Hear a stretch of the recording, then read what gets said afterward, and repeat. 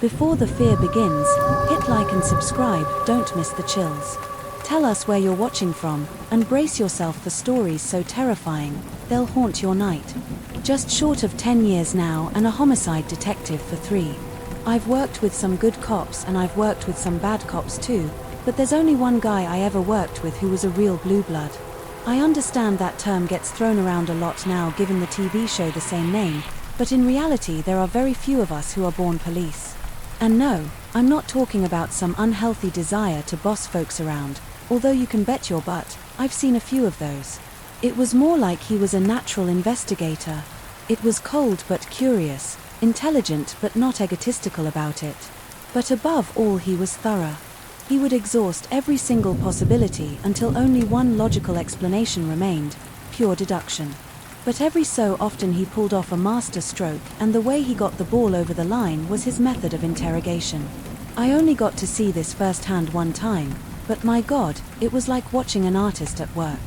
I obviously don't think it's a good idea if I drop his name, so we'll just call him Blue Blood, and as much as I'll try to save you most of the details because I'm not much of a true crime writer as some of you are, here is the story of the one time I got to see Blue Blood being the box man. Just after Thanksgiving of 2001, a body turned up just outside of Mechanicsburg, Pennsylvania, out near the White Rocks Trail, if any of you know the area. The body belonged to a 20-year-old girl who'd been traveling back from family, visiting with her father late on Thanksgiving night. According to him, they got into an argument while driving back and she demanded that he let her out of the car, afraid he might cause an accident if he didn't let his hysterical daughter out of the car.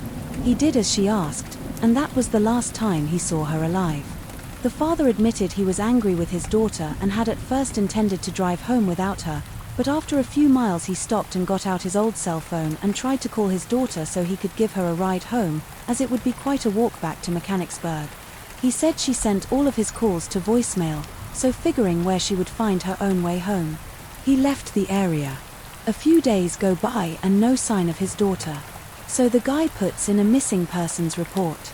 2 days later the daughter's body was found. She appeared fully clothed and had her head wrapped up in a plastic bag. The search team that first found her body obviously knew better than to touch anything, so their guess was that she'd been suffocated with it. Only when they tried to move her body did they find out that the bag was the only thing holding her skull together. They told us it looked like her skull had been smashed by one strike from an extremely heavy object, think a fully loaded dumbbell or something. They also discovered she hadn't been wearing any underwear at the time. She'd been murdered. Uniform officers canvassed the area, including some fairly secluded homes, out near White Rocks. They found one guy with priors fur and decent exposure and battery. They actually admitted to seeing the girl. She'd apparently knocked to this house, told him someone was following her and asked to come inside. He then invited her in, but she became skittish, changed her mind and ran off back down his driveway. Almost everyone involved thought it was an open and shut case. We just had to work the guy with priors until we either cracked or we found solid DNA evidence. The old Blue Blood didn't like the guy for it, at least not until he could tie up one little loose end. When he started pulling on that one little thread, the whole sweater came falling apart, to everyone's complete amazement. So what Blue Blood wanted to know is why they were out, White Rocks in the first place. We'll bore you with the nitty-gritty of Royal Pennsylvania highways, but the area the father and daughter were in was basically a cul-de-sac. If you were driving from Gettysburg, where the relatives were from Mechanicsburg, they wouldn't end up on those little back roads. Not unless you were totally lost, which was impossible. By his own admission, the father made round trips to Gettysburg 3 or 4 times a year. Therefore he knew it well. B had taken several wrong turns, not likely but feasible given that they were in a state of distress while driving at night, or see the mystery reason. That's not my phrasing, by the way, that's old Blue Blood's. He was convinced there was another reason. They were out near White Rocks and he was determined to find out what it was. Following his lead, we end up questioning a handful of people closest to the father and daughter. As you can imagine, the first person on that list was the girl's mom, but she was out of the picture for some reason. Friends and relatives had no idea why she'd abandoned the family, and when we asked the girl's father, he respectfully declined to talk about it. They hadn't spoken in years and he had no contact details for her. All he could say was that her best bet was asking her elderly parents who lived up in Minnesota. But it was during one of those interviews that Blue Blood mentioned something to one of the mom's friends about the father-daughter relationship, as he put it, stepdaughter. She said that was the first time we'd heard that term used, and a single person either knew or cared to tell us that the father and daughter were not blood relatives. And when the father had married into the family when the daughter was still very young, he'd taken the mom's name instead of her taking his. That was the switch on the drive back to the precinct. Blue Blood had this look in his eye that reminded me of hunting trips with my grandpa. He was quiet, focused, very visibly tense. Not because he was stalking a deer with a whiny grandchild threatening to screw the whole thing up. It was because he was thinking. He was thinking about why a man would change his last name to fit the family he just married into. And sure, I wondered that too. I mean, the guy is free to do whatever he wants with and reason. This is America. So, as strange as it was, I didn't see how that could ever be a piece of the puzzle. But the Blue Blood, it was an unturned stone, so to speak, a loose thread that kept getting longer and longer the more he pulled it. He didn't share his initial suspicions with me, and I'm not surprised, because I was dead set on our guy, with Priors being the guilty party. No, he waited until we had the father in for a second round of questioning to drop his own home-brewed bombshell on him. Like I said, we'd already spoken to the father maybe 3 or 4 times before that point, and each time had been informal and friendly. But then Blue Blood makes up some excuse about needing an official statement from him, so he'd have to come down to the precinct so we could tape the conversation. Just a formality, you'd be doing me a personal favor, said, and the father obliged him. When we were in the interview room, things started as they normally did with the father. All platitudes and well wishes. The father would thank us all for what we were doing, and Blue Blood assured him we'd catch the person who killed his daughter only that time when he said it. It had this strangely different weight to it, and for dramatic effect, he left a little pause after he said it. That's when I realized something was going on. I mean, I already knew, because Blue Blood had called him in for questioning, and something definitely was up with him. Using the term daughter instead of stepdaughter kept in the dark in terms of what we already knew. And that's when I realized that something was about to go down. So, like I said, the interview started pretty regularly with the father at ease, well as at ease as you can get for someone still grieving their daughter. Then, as we're going over the dad's version of events just one more time for the record, the dad repeats the thing about him stopping to call his daughter's phone. This was supposed to explain why the 16 to 17 minute drive from White Rocks to Mechanicsburg had taken him more like 35 minutes. Blue Blood presses him on this and makes him state for the tape that he wasn't sure how long he stopped, but he drove straight home. When he got back on the road again, Blue Blood interrupts in the column a liar, and in the second it followed, I'm pretty sure I hear this soft thunk of all the jaws in the observation room hitting the floor. The father is obviously pretty outraged and demands an explanation, but all Blue Blood says in response is, attorney, and suspends the interview so the det could get one. Everyone thought he'd lost his mind. I remember his ex-partner fishing on his coffee flask out of his jacket pockets and giving in a sniff on the off chance I had vodka in it or something. Blue Blood was a good cop, and we knew he thought outside the box sometimes, but to screw up what we thought would be an easy case was beyond the pale for many of us. If it was anyone else, the boss would have suspended the interview and switched up the questioning officer because it was Blue Blood. No one said nothing, and when the guy's attorney showed up they just kept rolling the tape, obviously because of the implication that the father had lied to us. I'm pretty sure Blue Blood was about to accuse him of having some kind of involvement in his daughter's murder, but the angle he took when the interview recommends honestly had me questioning reality. Blue Blood basically started listing off all the guys that the daughter had been involved with over the past few years. He said he pulled a whole bunch of raunchy messages from a laptop that they confiscated from her after going through her AOL Instant Messenger. Said, since the daughter had such an active romantic life that it was entirely possible that it was one of her lovers that murdered her.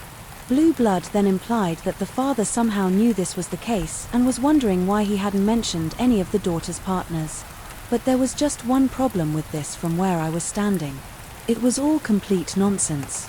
They didn't pulled anything like inappropriate messages from the girl's laptop, and aside from a few clues into the conversations that seemed to show some sort of rocky father-daughter relationship, it was completely clean. I thought the gravy had slid off Blue Blood's biscuit. I really did. I kept the faith when he'd accused the dad of lying, and it could just smell a lie sometimes. But coming at the case from a completely different angle, now there was an attorney in the room. It certainly didn't feel like we were singing from the same hymn sheet anymore, if you catch my drift. But there he was just making stuff up about hookups with tailors and chads. Oh, Bryce liked to drink, and Tommy's teacher said he had a violent streak, just lighting up the dad with a barrage of just complete fiction. And although he wasn't saying anything on the advice of his attorney, you could see something twisting up inside of him. But I'd never have guessed in a million years what that thing was. Because out of nowhere the dad's demeanor totally changes, and he goes from confused and mad to just furious. Furious, like he was about to leap across this table because Blue Blood's words had just triggered something inside of him. She was not seeing anyone. The guy screamed it out so loud. Even his attorney jumped and, like I said, I was getting ready to put him in a chokehold if he decided to lunge for Blue Blood. But he didn't. And as soon as he opened his mouth, Blue Blood shut up and didn't talk again until there's a seriously uncomfortable silence hanging in the air. I can't remember what he said next, not word for word. He was way smarter than me and had the gift of gab, as they call it, but he basically said, "No, she wasn't seeing anyone, and you know that for certain, don't you, Mr. Ross?" When Blue Blood used this guy's premarital name, the father's face changed completely. You didn't let her see anyone because you exercised almost complete control over your stepdaughter's life. Your possessiveness had you initiate a relationship with your adult stepdaughter, and for a while she went along with it. She'd been looking at colleges, hadn't she? You were afraid you were going to lose her, and that was something you couldn't let happen. You couldn't bear for anyone to think that she wasn't yours. That's why you changed your name, isn't it? You couldn't stand for anyone to think that she wasn't really yours. Your wife wouldn't change her name, not after her first marriage went so horribly wrong and nothing would convince her. So you changed your name. As Blue Blood kept poking and prodding him, the father looked like he was about to explode. He turned beet red, was shaking like a leaf, and just when his attorney was about to step in to shut Blue Blood up, he erupted. "She was mine, she was always mine, and now she'll be mine forever." Blue Blood left another awkward silence on the tape, then concluded the interview. The father never made a full confession. That shifting the focus to him enabled us to get a whole bunch more incriminating evidence, enough to put him away for 50 years. I thought it might be a huge story in southern Pennsylvania at the time, but I guess the massive post-9/11 news cycle kept it from taking up too many column inches. I didn't find that too surprising. To be honest, I'd known even bigger stories to be kept out of the media for whatever reason, but the case's impact on the public wasn't what preoccupied me in the weeks that followed. It was the case's impact on me as a cop. I realized for my entire career I've been letting prejudice and emotion degrade my work. We have to come in matters of law enforcement like a robot. Only the evidence matters, not the past or characters of the people in question, and we like to assume that families are good, safe things, and only obviously bad people do bad things. But that's one of the first illusions that's shattered when you become a homicide detective. After that, you just don't quite see the world in the same way. Next story. I'm a nurse, and a few years back I had to work rotation in the burn units around Thanksgiving. As you can imagine, there's a sharp uptick in burned victims around certain times of the year, 4th of July being one of them and Thanksgiving being another. Accidents with fireworks can be pretty nasty, but they're nothing compared to the kind of things you get around Thanksgiving. Plus there's the fact that shooting and stabbing victims can be surprisingly chill, like they're so hopped up on adrenaline that they can't feel the pain yet, so, as patients, they can be shockingly cooperative.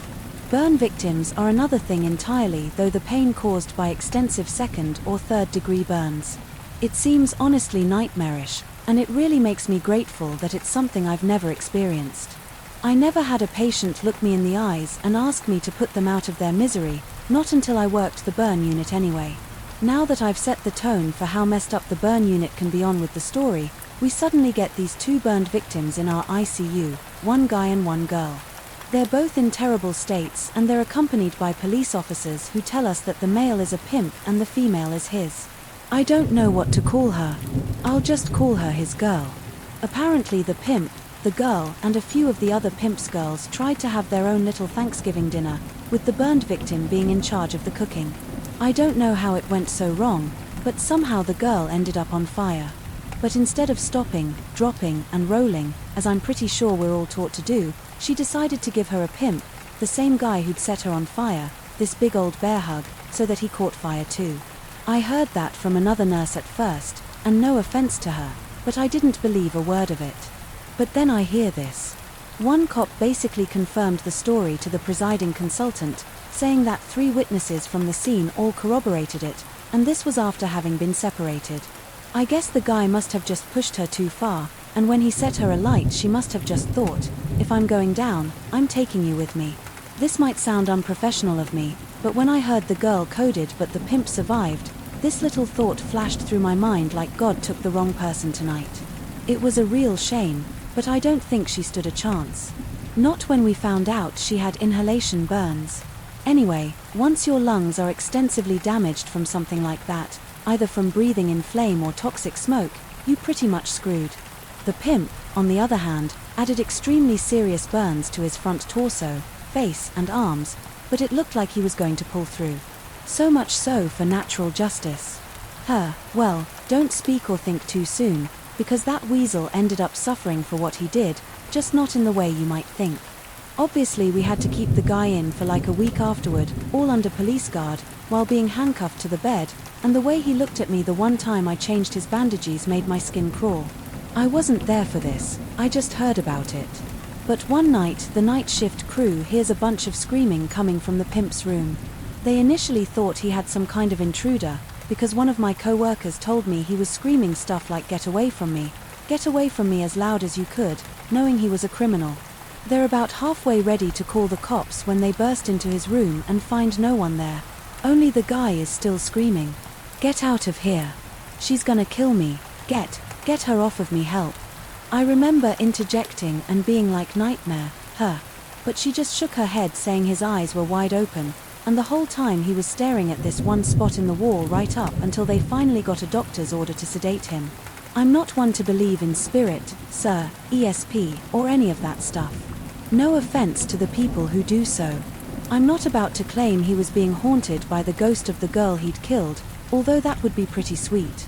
Not gonna lie, but saying that I do think maybe a combo of the medication not once by mouth and the trauma of his injuries had him either flashing back or hallucinating, that the girl was in the hospital room with him.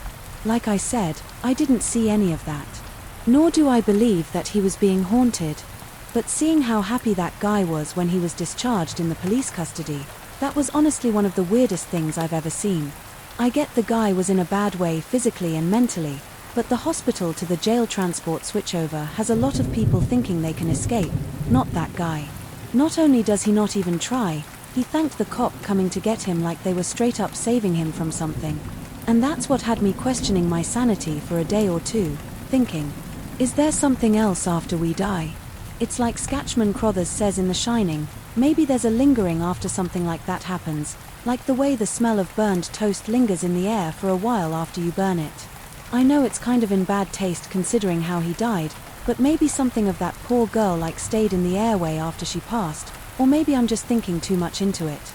Either way, I was most definitely a Thanksgiving to remember and one that made me ultra grateful to spend it with my family the following year. I've actually had stalkers ruin 2 separate Thanksgivings, each about 5 years apart, and the first was at an alarmingly young age too. I was 13, while he was 12 and we had math class together. Pretty much everyone knew he had this huge crush on me, which wouldn't have been a problem on its own, but this kid was also the biggest perv I've ever met in my life. I know that's quite a bold claim for a 12-year-old, but it was a huge problem at her school.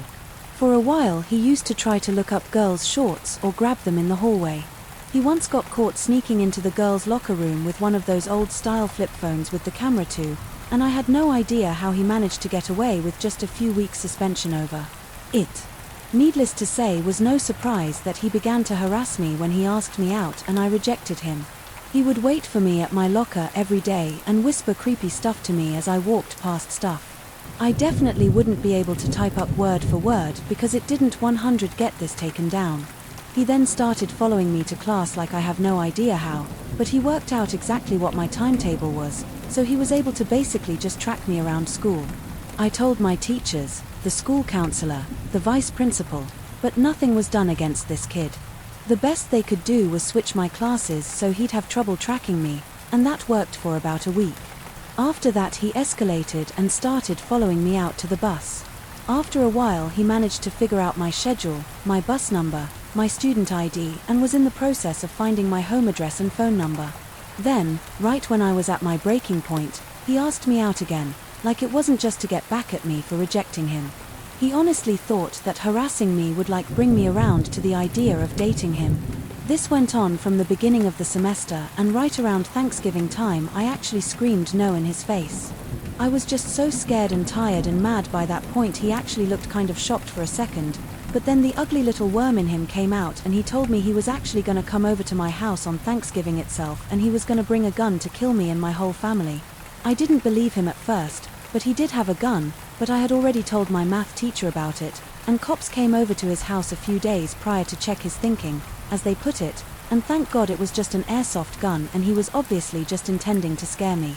But if he'd have shown up with that thing, I know for a fact that my dad would have just blasted him without checking if it was real or not.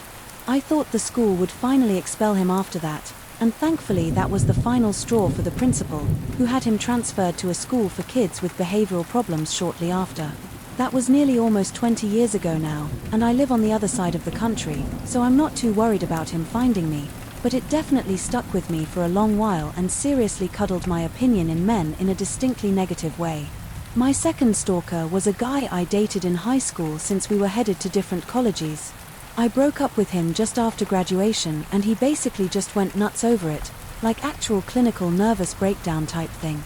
I think that was just leftover stress from the SATs, or how I sort of started to compartmentalize it at first.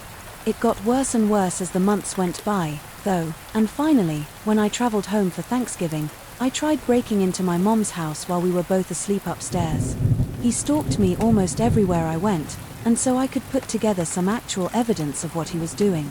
The cops couldn't do a freaking thing.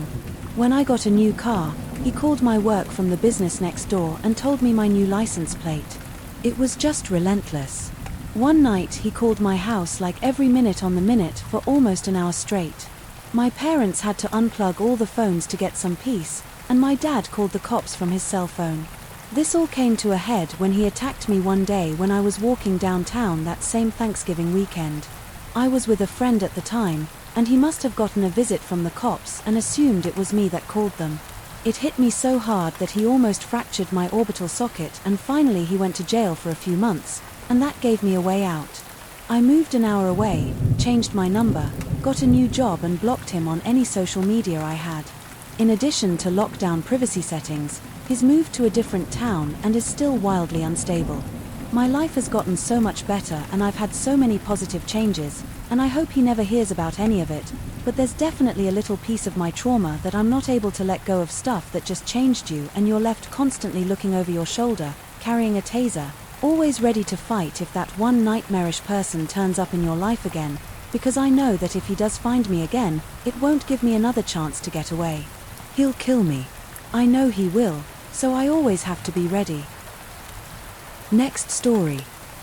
On Thanksgiving weekend of 2016, like many families in America, the Guy family of Knoxville, Tennessee, convened to have dinner, spend some quality time together and be thankful for all they had in life. 61-year-old Joel Michael Guy Sr. made his living as a pipeline engineer, while his 55-year-old wife, Lisa, worked as a human resources admin over in Oak Ridge. The 28-year-old son, Joel Jr., had attended Harnville High School and had later graduated from Louisiana School for Math, Science, and the Arts in 2006. Despite his extensive education, Joel Jr. had never once held down a paying job. Instead, he had bounced from college to college, directionless and indecisive, with vague aspirations of being a plastic surgeon. In November of 2016, the Guys had recently sold their Knoxville property and had plans to retire to neighboring Burgoynesville. Thanksgiving weekend of that year would be the final time the Guys held a family event at their Golden View Lane home and, as you can imagine, this gave the occasion a certain weight to it. Joel Sr. and his wife knew that Thanksgiving would be a special one, but instead of being a joyous reunion, it would prove remarkable for completely different reasons. On Saturday, November 26th, with Thanksgiving leftovers dwindling, Lisa Guy went out to pick up some groceries from the local Walmart. Joel Sr. was in her room on the home's second floor, one they used as a kind of exercise room, containing a Bowflex, an elliptical and a few free weights. We can assume he was up there trying to burn off the excess calories that came from double heapings of turkey or pumpkin pie. But what's clear is that the guy's Thanksgiving weekend was about to be cut short. All of a sudden the door to the exercise room swung open and the threshold stood Joel Jr. with a terrifying look of intensity in his eyes, and in his hand he held a knife. I can only imagine Joel Sr.'s terror as his only son lunged at him, thrusting wildly as he plunged the blade in and out of his father's chest. And although we can't be sure of what his last words would have been, a good guess would be why. Once his father was dead, Joel Jr. cut the clothes from his father's lifeless body, then arranged them in a pile nearby. Then, when he was done, he simply walked downstairs, sat in the TV room and waited for his mother to come home. Lisa walked through the front door of her home about an hour later, not having the faintest idea of what had occurred upstairs. She called out to her son and husband, but neither replied. Joel Jr. was no longer in the TV room and no sound from her husband upstairs. It appears as if both father and son had departed the residence for some reason, yet both of their cars were still parked in the driveway. Confused but not alarmed, Lisa Guy began to walk upstairs to see if her husband had finished working out. It would be her final act on this earth. When she got to the top of the stairs, her son thrust a knife so deeply into her ribcage that had actually severed several of the bones. Joel Jr. then stabbed her again and again until his mother finally lay still on the carpet beneath him, blood pooling and oozing from the multitude of wounds. Then, just as he'd done with his father, Joel Jr. cut the clothes from his mother's body before her body was placed next to his in the exercise room. It was then that Joel Jr. began the extensive mutilation of his own parents. Joel Jr. took one of the knives in hand and began to cut off his father's hands at the wrists.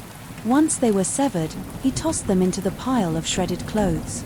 Joel Jr. then attempted to decapitate his mother, but according to the coroner's report, this was done in a particularly horrifying fashion. You see, the knives that Joel Jr. was using were fantastic at cutting through flesh, but not so great at cutting through thick bone. As a result, it appears that Joel sliced through a huge section of his mother's neck and then proceeded to tear it from its moorings with force. Joel then picked the severed head up, took it downstairs into the kitchen and began to boil it in a large pot of water Joel's and walked back upstairs to continue the dismemberment. He cut off his parents' limbs, then placed each of their disarticulated body parts into a series of large chemical drums that he'd filled with industrial strength cleaning chemicals. Before he did this, he made sure to partially disembowel each of his parents, which would allow the corrosive chemicals into their abdominal cavities and aid in the rate of decomposition. It's at this point that we realized that this was no spur of the moment crime of passion. Joel Jr. had obviously been reading a great deal about how to quickly and effectively dispose of dead bodies and, given he'd gathered the materials to do so, he'd obviously been planning to kill his parents for quite some time. Yet, as much as Joel had taken the time to research his bloody endeavor, he would come to make a grave, singular error. During the attack on his father, Joel Jr.'s hand had slipped on the blade, resulting in a deep cut to his left thumb. At around 3:30 p.m. on the day of the murder, Joel was spotted in the first aid section of the nearby Walmart buying a variety of medical supplies, as well as some isopropyl alcohol and hydrogen peroxide, which he presumably planned to use to hide the evidence of his crimes. The following day, Joel Jr. went back to his home in Baton Rouge, Louisiana, visiting a student medical clinic there to have the wound to his thumb examined. Both trips would ultimately be used against Joel in a court of law, and it seems that, no matter how much planning and research he'd done, his was far from the perfect murder. A few days after she was killed, Lisa Guy failed to show up to her shift at Jacobs Engineering. Her supervisor recognized this as extremely out of character and, when she was unable to contact her at home, called 911 to report. Lisa is missing. Long after the 911 call was made, Knox County officers Stephen Ballard and Jeremy McCord pulled up outside 11434 Golden View Lane. The home appeared to be deserted and there was even a sold sign on the front lawn, but officers noted that there was no real estate lock on the front door. With the officers' curiosity piqued, They walked around to the rear of the home to discover that the back door's handle had been removed, and it appeared that someone then attached it to the front door's handle, possibly in an attempt to render both impassable. The officers then attempted to peer through a window at the front of the house and discovered something strange. The glass, which should have been chilly to the touch, was actually warm. Everyone likes to be cozy during cold winters, but it was so hot and humid in the Guy family home that if anyone was still inside, they'd be horribly uncomfortable. Some of you might be able to guess why Joel Jr. might have cranked up the thermostat before fleeing to Louisiana, but for those of you that can't, part of his research had told Joel that turning up the home's central heating would aid in the decomposition of his parents' dead bodies. And needless to say, when one of the officers began to detect a very distinct odor coming from inside of the house, he knew something foul had occurred. The first thing the officers saw upon gaining entry to the home were money, a sledgehammer, and some firearms laid out on the table. It was only after entering the kitchen that they realized that something was gently simmering on the stove, and upon approaching it, they discovered Lisa Guy's head bloated and swollen from having spent 2 days in the huge pot. They then discovered Jewel Guy's Sr.'s dismembered hands on the floor by looking down a hallway, with a further search revealing the corpse-filled chemical drums in an upstairs bathroom. Investigators also found saw line cleaner, a bag of baking soda, liquid fire brand drain cleaner, muriatic acid drain opener lye, food-grade hydrogen peroxide, bleach and a bleach sprayer, all of which made up the cocktail of chemicals which now ate away at the couple's remains. Investigators also discovered a note in an open suitcase that depicted the name and Louisiana address of an Ace Hardware store, along with a notation about saw line cleaner. The toxic fluid required biohazard equipment for removal by the KCSO hazmat team, and due to the volume of evidence in such a disturbing discovery, KCSO's forensic unit worked throughout the night, Monday, and into the following day processing the crime scene. Some said it was the most horrifying crime scene they'd ever come across and, as you can imagine, the discovery generated a huge amount of media attention. Naturally, local law enforcement sought to close the case as quickly as possible, but as forensic investigators combed through the crime scene, they came to a harrowing conclusion. The killer was most likely the couple's own son. Over the days that followed, the FBI, the Knox County Sheriff's Office and the East Baton Rouge Sheriff's Office placed Guy Jr. under surveillance. They also sought to build a picture of Joel Jr.'s actions in the days leading up to the murder, and what they discovered horrified them. Through analyzing the security camera footage from several local stores, the police were able to identify Joel Jr. as purchasing the very supplies he would use to murder and dispose of his parents. They used cash for every transaction and stuck to self-checkouts to avoid any memorable interactions with staff members. The earliest Joel began to purchase these supplies was November 7th, proving premeditation by at least 2 weeks. Sometime later, Joel bought a U.S. Marine-style K-bar knife from a business known as Academy Sports, the very same knife he would later use to stab his father to death. Then, on November 21st, just a few days before the murders, it can be seen in a Knoxville Walmart buying a plastic blue tote large enough for the dismembered bodies to dissolve in. But perhaps the most disturbing piece of evidence was the notebook police found in Joel Jr.'s possessions after he was arrested at his Baton Rouge apartment on November 29th. Not only did Joel have a meat grinder in the trunk of his car, he also had a journal in which he'd written down numerous notes pertaining to the murder. Some of them read as follows: "Get carving knives. Killing knives. Quiet multiple. It's sledgehammer crushed bones. Bring blender and food grinder. Grind meat to make small pieces. Get bleach denature proteins. Get plastic sheeting for disposable process. Get plastic bin for denaturation process. Get hollow point bullets just in case Jolin seems to correct himself in. Wrights will be seen buying bullets. Just use computer room gun check to make sure there are bullets. Last resort does not matter where they're killed. Just get rid of the bloody spots to prevent evidence of time of death. Not the mattress or couches, don't have to get rid of body if there is no forensic evidence on the body. Get rid of bodies inside house. Our DNA already there. Flush chunks down toilet, not garbage disposal. Open up doggy door to provide entryway. Random intruder needs to be blamed. Flood the house. Covers up forensic evidence. Turn heater up as high as it goes, speeds up the decomposition. Bleach reacts with luminol, just like blood doused. The whole area with bleach body gives time of death. Confused the time of death and my alibi will match Dad's not alive to claim her half of the insurance. This means the money all mine. 500,000. Jolin provided the police with all the evidence they needed to send him to prison for the murder of his parents, and his writings provide a terrifying insights into the malicious greed of an ungrateful child who'd rather kill those who brought him into the world instead of just getting a job. Shockingly, even with the weight of the evidence bearing down on him, Joel Guy Jr. pled not guilty to capital murder.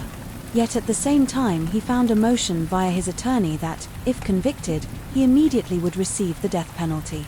Joe also refused to allow either of his defense counsels to prevent evidence on his behalf, meaning that from start to finish the trial lasted just 4 days, extremely unusual for a multiple murder trial. Despite his wish following Joel's conviction, a judge refused to hand him the death penalty, assuring him that a more fitting punishment would be to force him to live with the guilt of knowing he'd taken the lives. The Zone parents. I was house-sitting for an older neighbor who had gone off to visit her grandkids a few states over for Thanksgiving. I wasn't going anywhere for it. Long story. No sympathy, please. I prefer spending it alone. So I agreed to do it, since she had this really sweet cat. So getting to give the thing belly rubs is basically my payment. It turned out to be a pretty nice couple of days too. I poured through all of her old cookbooks, tried out a few of the recipes and generally just chilled, but one night was pretty intense because I thought my good deed might have ended in me losing my life. So on Thanksgiving night I was just relaxing on the couch with the cat when I must have just dozed off, because the next thing I know I'm waking up to the cat going crazy and yelling at one of the back rooms. I started smiling to myself first because I never before seen a cat be so aggressive and asking to be fed. So I get up, head over to the kitchen, and that's when I start hearing voices in the back of the house. I'm already pretty on edge, since the neighborhood we lived in wasn't exactly the best in terms of crime states, and this was basically prime time for petty thieves. If they'd seen my neighbor's car wasn't there, they might just think the whole place was empty and not even double check, in which case, if I happened to startle some armed intruder, that could be the end of me. All the rental properties are laid out the same. You walk in the front door, near in the living room with the attached kitchen, which was separated by a kitchen counter off to the side. You go into the hallway and you have 2 bedrooms on either side with a bathroom or laundry room at the end of the hallway of the house. So I grabbed a knife out of the holder on the counter, pulled my phone out to start dialing 911, then started creeping down the hallway to where I could hear the voices. As I get closer, I hear one of the people freaking out in a whispered voice, which obviously had me even more scared, because it meant that they were in a volatile state.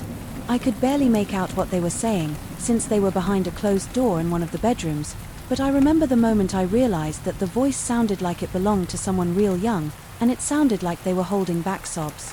This whole new instinct took over.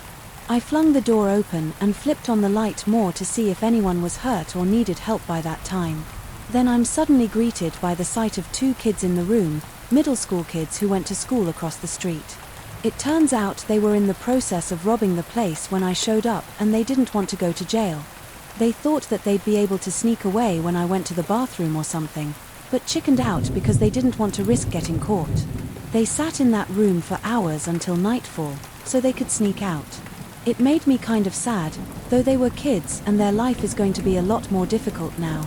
Just because they wanted to be thugs still scared me a lot, though, and it gave me a whole new meaning to Thanksgiving for me, giving thanks that no one got hurt that night. Music, foreign. This might seem kind of tame compared to some of the other stories here, but this is literally one of the most traumatic and terrifying memories of my childhood, and it just so happened to have taken place on Thanksgiving. I remember me and my little brother were upstairs playing in our room while all our relatives were catching up downstairs. Dinner was said to be ready any minute and we were starving.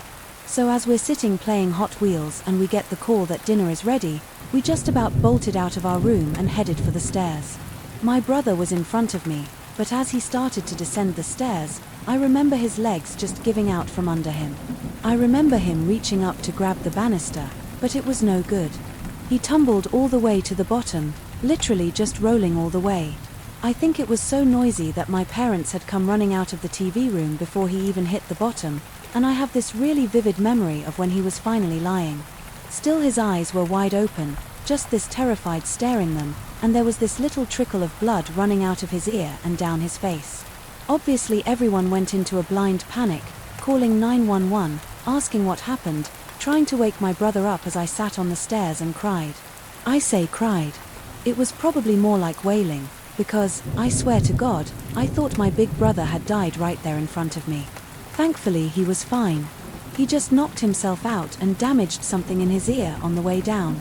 But when they kept him in the hospital overnight, I was so scared he was done, for it was that look in his eyes, a sort of half-scared, half-vacant look.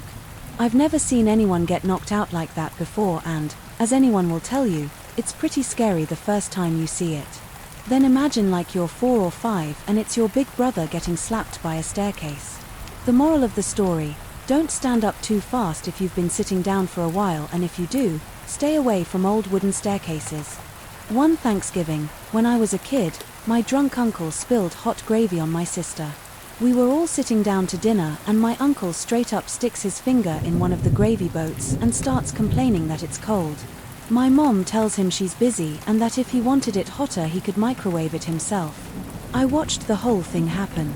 He got up, nuked the gravy stagger back over to the table, then basically emptied out entire bottle of steaming hot gravy all over my sister's leg. She was only 5 years old at the time, and the noise she made as it started burning her was something I'll never forget. People just jumped into action, pulling my sister's chair back from the table while another rushed to fill up a bowl of cold ice water to douse on the burn. That's how I saw the wound, and it was every bit as hideous as you can imagine. The gravy had basically just burned some of the flesh away, like you could see patches of red, but the burn wasn't bleeding like a cut might do. It looked like a zombie skin or something, just this big patch of it on my sister's leg. She screamed so loud. The neighbors called the cops, and like they didn't even come over to check on us, the screams just scared them so bad that they called the cops instead of EMTs. When the ambulance arrived, they drove my sister to the hospital and they ended up doing some kind of skin graft too.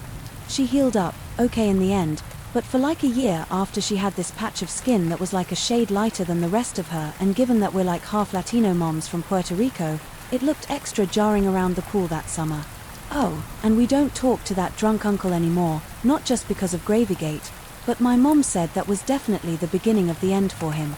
And just in case anyone is going to be like, meh, he had a disease. He was still an idiot after he sobered up. Booze didn't seem to have anything to do with it. Music. 11 years ago back, when I was just 17 years old, we went to visit some out-of-state relatives for Thanksgiving.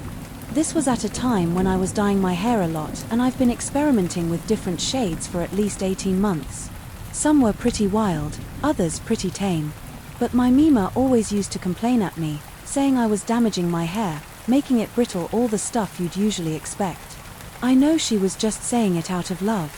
She wasn't trying to be mean or anything, but I always used to just roll my eyes and be like, okay, Mima, I'll be more careful, then just change the subject.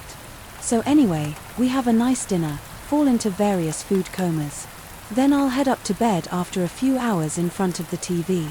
But before I head to bed, I decided to take a shower to wash my hair, since I swear that helping my Mima cook left about a gallon of grease in my hair.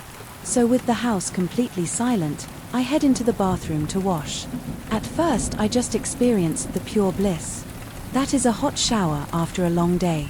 Then I browse through my Memos collection of shampoos, pick one out. Then I go down with washing my hair. At some point I ran my fingers through my hair only to find the action met with a little resistance, not entirely unusual. My hair used to get tangled up a lot, but a hard tug doesn't just magically undo tangles in your hair. I clear the water from my eyes, look down just to see this huge clump of my purple hair in between my fingers. Obviously I'm concerned at this, but I'm not freaking out. Not until I carry on washing my hair and yet another huge clump comes out. At that point I'm panicking and I just start wildly tugging at the rest of my hair to see if it's just as brittle or damaged as the other clumps. I can't even really describe the horror I felt when almost all of my hair just seemed to fall out of my scalp in a matter of minutes.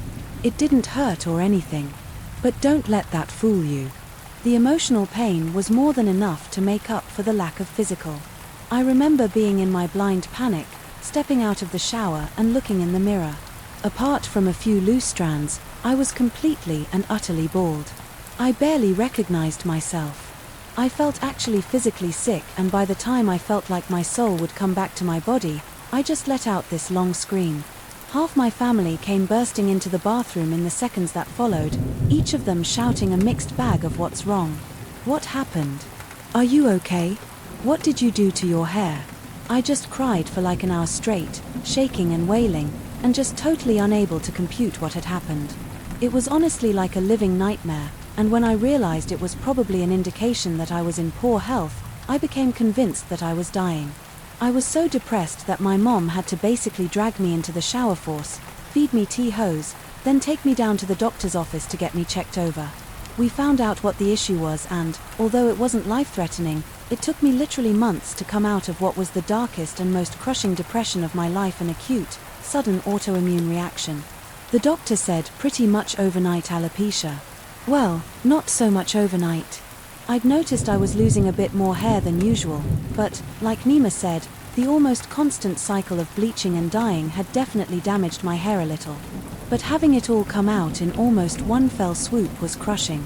I lost almost all my body hair too, which wasn't nearly as rough as the hair on my head, but I still felt like a total freak in the months following Thanksgiving.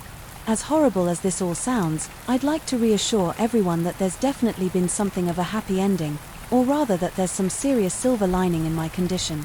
Good wigs are expensive, sure, but I can now have a different hair color for each day of the week, all without the lengthy dyeing process. I also save a ton of time and hassle when shaving my legs, among other things, and as much as the whole losing my hair thing sucked.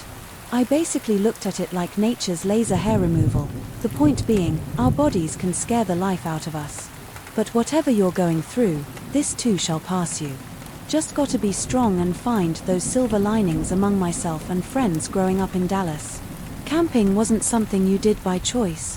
Why would you go out into the middle of nowhere and fight insects? The entire premise seemed ludicrous. It wouldn't be until I went off to college that I'd find out how fun it actually was. During my 4 years at North Texas, I would go from a die-hard city boy to borderline survivalist. Then, just like that, something occurred that has tainted my love the woods to this day.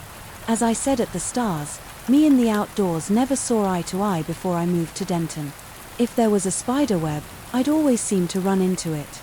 The mosquitoes were hungry. North Texas with us. They would camp all around the state on her holiday breaks. As my first spring break approached, they invited me along to Lake Ray Roberts. If you don't know already, Ray Roberts is this famous lake near Denton. It's world famous for its bass fishing, among other things. I wasn't looking forward to hanging out in Dallas, and I didn't know any of the cool kids, the ones who were heading for one of the places on the coast. So, Ray Roberts, it was with no prior experience of camping. I had to rely on the suggestions of my companions. I borrowed, bargained, or improvised everything I needed. The only thing I didn't skimp on was bug spray and deep woods off, and I would become intimate friends. An amazing thing would take place on that trip. Since I'd bathed myself in bug spray, I was free to focus on the actual experience. Everything was going well. Then I caught my first fish and I was hooked, so to speak. The remainder of that trip was spent learning everything I could about the outdoors. After that adventure, I made myself a member of every trip for the next 2 years. I even got to see the ocean that following summer, when I wasn't in class or sleeping. I walked from one end of the town to the other. Despite being a university city, Denton still has that small town feel. There wasn't a tree or animal track I couldn't identify. During the warmer months, I spend as much time as possible practicing my newly acquired skill at the nearby Louisville Lake. I don't think my friends from East Texas knew half as much as I did. After a while, my friends back in Dallas said they didn't recognize me anymore. I didn't care though. I was determined to never be separated from nature again, and in a way I'm still deeply connected to it. But when it comes to stepping foot back in the woods, I may never be capable of that feat again. It was spring break by my final year. By now, some of my fellow campers had flunked out or transferred. 1 or 2 of the guys were still around, but we didn't keep in touch. I've been planning a big trip to a well-known national forest in the eastern part of the state. I'd rather not say the name here. I fear my experience may turn some off from seeing the place themselves. It's truly beautiful, regardless of what shady things may be going on there. Before leaving, I'd been warned to watch out for overzealous hunters. This trip, however, wasn't going to take place during any hunting season that I knew of, so I felt relatively safe.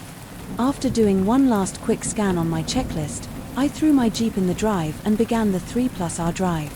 I pulled into my camping area just after 3 p.m. and set up everything just the way I'd liked it. I decided to take a quick look around before dinner. This was the first time I noticed them. Well, I didn't actually see anyone, but the feeling I was being watched never left me. I cut my hike short and returned to camp. Although bears were not known to live in this area, I had read a few stories online, and the idea of being eaten my first day there sounded very uncool. I had dinner and hit the sack just after dark. Nothing out of the ordinary happened that night. As far as I know, the next morning was something out of a fantasy.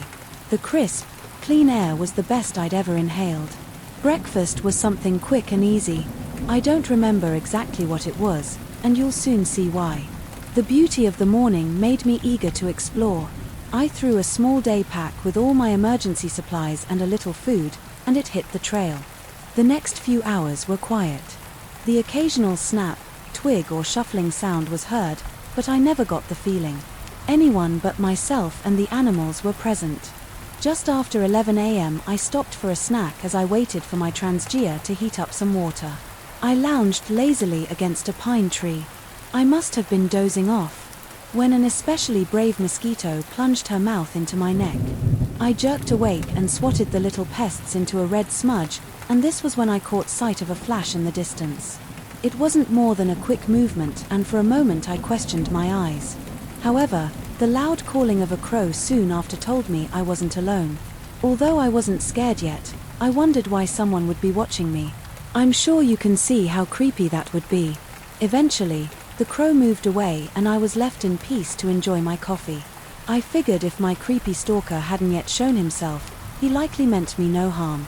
I spent maybe another 10 minutes at that location before packing up and moving on. Another half hour or so passed, and it soon became obvious that my stalker was still with me. He didn't seem to know about staying quiet in the woods either. A constant, distant sound of shuffling leaves could be heard behind me. A strange smell began to drift from up ahead of me. I chopped to sniff the air and the woods went completely silent. A chill shot through me. Something wasn't right. My curiosity was getting the best of me and, against my instincts, I started walking in the direction of the smell. I made it about 3 steps before a puff of dirt and needles shot up next to me. Not a second later, a crack came from behind me. I turned to look for the source just in time for another crack. This was about the time I realized I was being shot at and hit the ground. I didn't dare move. Now, frozen in place, I listened for any movement. The internet's warnings of overzealous hunters began echoing in my head. I figured if I yelled out, the shooter may realize his mistake, can hold his fire. I did just that, but no answer came. I couldn't hear any movement and assume that I was safe. The sounds of the forest slowly began to come back. This was the verification I needed. I was shook, but no worse for wear. I jumped back up to my feet and brushed myself off. The strange smell hit me again. For some reason I hadn't learned my lesson yet and began walking toward it, and within about 5 steps another quick series of shots came from the direction of the smell. I didn't think a reason. I just turned tail and ran back in the direction I'd come from. My only goal was to make it back to civilization alive. I prayed to God over and over, begging him to deliver me from this. 1 or 2 more shots rang out behind me, but I was too focused on escaping to see where they hit. My flight continued for at least 10 minutes. It was until my body gave out that I stopped. Although I hadn't heard any shots for some time, I didn't dare remain where I was. I chugged the canteen full of water and continued my escape, but now at a much slower pace. Within an hour I was back at my camp. I wanted nothing more than to get back to Denton as soon as possible. No time was wasted properly packing anything. I didn't even bother to make sure the fire was fully extinguished, a crime I would have never committed otherwise, as I had no intention of notifying the police. My biggest fear was that I'd been made to return to the scene of the crime. This very idea made me retch. Nonetheless, the further away I got from the national forest, The more guilty I started to feel, it was a very real possibility that another camper would bumble into whatever I had. I knew I'd never be able to live with the guilt of a preventable death on my conscience. About 20 miles from the national forest, I finally found a police station and made a report. The officer didn't seem very surprised at what he'd heard. He suggested the overzealous hunter theory, but after having some time to think about it, it didn't fit in my mind. Had the shooting stopped when I identified myself, it would make sense. The truth is, I had no idea what had happened. The officer promised me that they would check it out, and for a moment I thought he was going to ask me to show the officers the exact location, but he stopped mid-thought and thanked me for coming in. I had no faith the cops would find anything, let alone contact me if they did. To be honest, I didn't care. There was no way I was ever returning to that place. I must have looked like a big idiot kissing the ground outside my house, but the relief I felt was immeasurable. A little time passed and things were starting to get back to normal. Despite the terrifying incident, I was fully intending to return to the woods, just not those woods. I stopped off at the 4chan/outboard, and a particularly on-point post grabbed my attention. The LP had been hiking in an area he thought he knew well. Stories about massive pot fields being guarded by cartel members had been passed around for years, but he chalked them up to fear-mongering. Then by chance he stumbled onto one of those mythical growing patches. He hadn't heard or seen anyone around. He hoped he could slip away undetected, and no sooner had he begun backing away. Then gunfire opened up all around him. He was grazed on his cheek inside as he ran back toward his house. The whole thing had him terrified, too terrified to report. In fact, the story did seem a bit too convenient for me, but the seed had something fully planted into my psyche. I'd never once considered something like this to be possible in my instance. It didn't matter if it was true or not. The longer I stayed from the woods, the more real it became. After some point, I pretty much accepted my days in the woods were over 9 years on. Life is much like it was before I left for college. The only difference is I'm older and a lot more educated about the natural world. I catch myself occasionally staring out into the woods near my home and feel that call of the wild I once felt, but it'll never be as it once was. I'm well aware that the odds of something like that happening are minuscule. It's not fear that lies at the root of my avoidance, at least not all these years later. To be honest, now that I know things like that are going on in the woods, a place I still love so deeply, I can't see them quite as I once had. They've been tainted. For me, the things that they do poison the forest and the wildlife that call it home. The very existence has been seared into my mind forever. Now I'm content with my memories and pass on my knowledge to any who seek it. Instead, I prefer to remember things as they once were: crisp, clean, beautiful, music. My childhood was anything but stable. After divorcing, my father and my mom dated a long string of losers.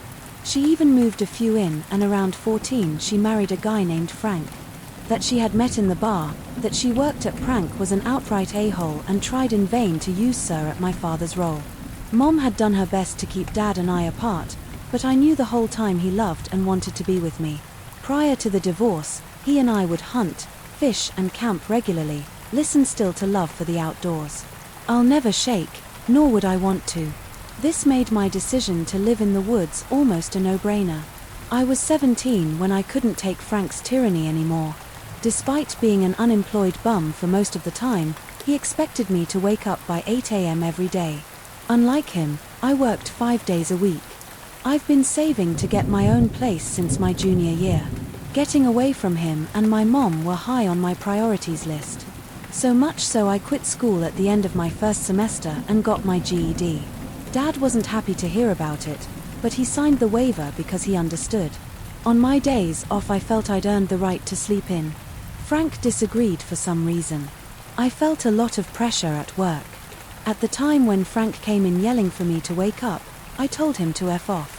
He drew back like he was going to hit me, and I reacted by knocking him to the floor. This was the breaking point. I knew that little wimp would call the cops, so I packed my backpack as fast as I could and hit the road, and I've never lived there again with no clear plan or car. I roamed aimlessly for most of the day. As the sun began to fall, I slipped off into a patch of woods on the edge of town. I walked in far enough to not be seen from the road and made camp. I threw together a fire and fashioned a bed from clothes and leaves. That night was surprisingly comfortable, but I had no intent on making it a long-term thing and my arrogant mind. I'd have no trouble finding an abandoned place to sleep until I'd saved enough. It didn't turn out to be that easy. Most places anywhere decent enough had security. The one spot that didn't was controlled by a gang. They use it as a shooting gallery. I felt like the floor was an inch deep in old needles. Life with Frank was preferable to that. Another weekend was coming to an end. Sleep and safety were on my top priorities. So I returned to my forest camp and did the best with what I had. Sleeping on the ground wasn't going to work for the long term. The middle of that first week I walked to a Walmart after work and grabbed a few things, a sleeping bag. Most importantly, a little time investment made my sleeping arrangements a lot better. I also made a simple lean-to structure from a top and lined it with foil. The foil reflected the heat from the fire back down onto my body, making the cooler nights much less so. For a long time I would clean up the best I could in public bathrooms. My clothes were cleaned at our 24-hour laundromat. It wasn't uncommon for me to spend the night there on laundry days. My hygiene did manage to draw a little attention from my bosses, but none of us said anything, and I did eventually find a fork of river that ran near my camp. I'd bathe there as often as I could. Overall, my time there was a lot better than it could have been, had I not had a job employed or not. Not everything was idealistic, as I made it sound. My little patch of woods was bisected by railroad tracks. With railroad tracks come hobos, and about half a mile from my camp and across the track lay the hobos' camp. It wasn't really much more than an overnight place for most of those guys. I first stumbled upon it by chance. I used the tracks as a quiet pathway back and forth each day. If the police saw you walking alongside the busier roads, they'd harass you. This isn't something I wanted or needed. I was still technically a minor after all. One evening, as I returned to my campsite, the glow of a fire reflecting off the leaves caught my sight. I walked toward it and began to hear a group of men talking. I carefully peeked down the hill and saw 3 older men hunched around the fire. I just watched and listened for a few minutes. Eventually I realized they weren't anyone to worry about and called down to them. They looked up and huddled together. They must have decided I wasn't a threat either. They called me down to join them. At first I just sat there and listened to their stories, but after some time they asked me my name and where I was headed. I thought for a minute before just making up that my name was Frank and I lived nearby.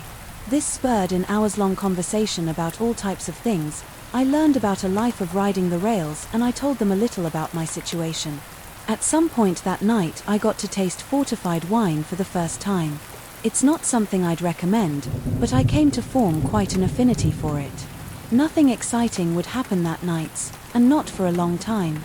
It was with the approach of fall that seemed to bring with it the cold wind, obviously, but not to mention a few ill-mannered hobos too.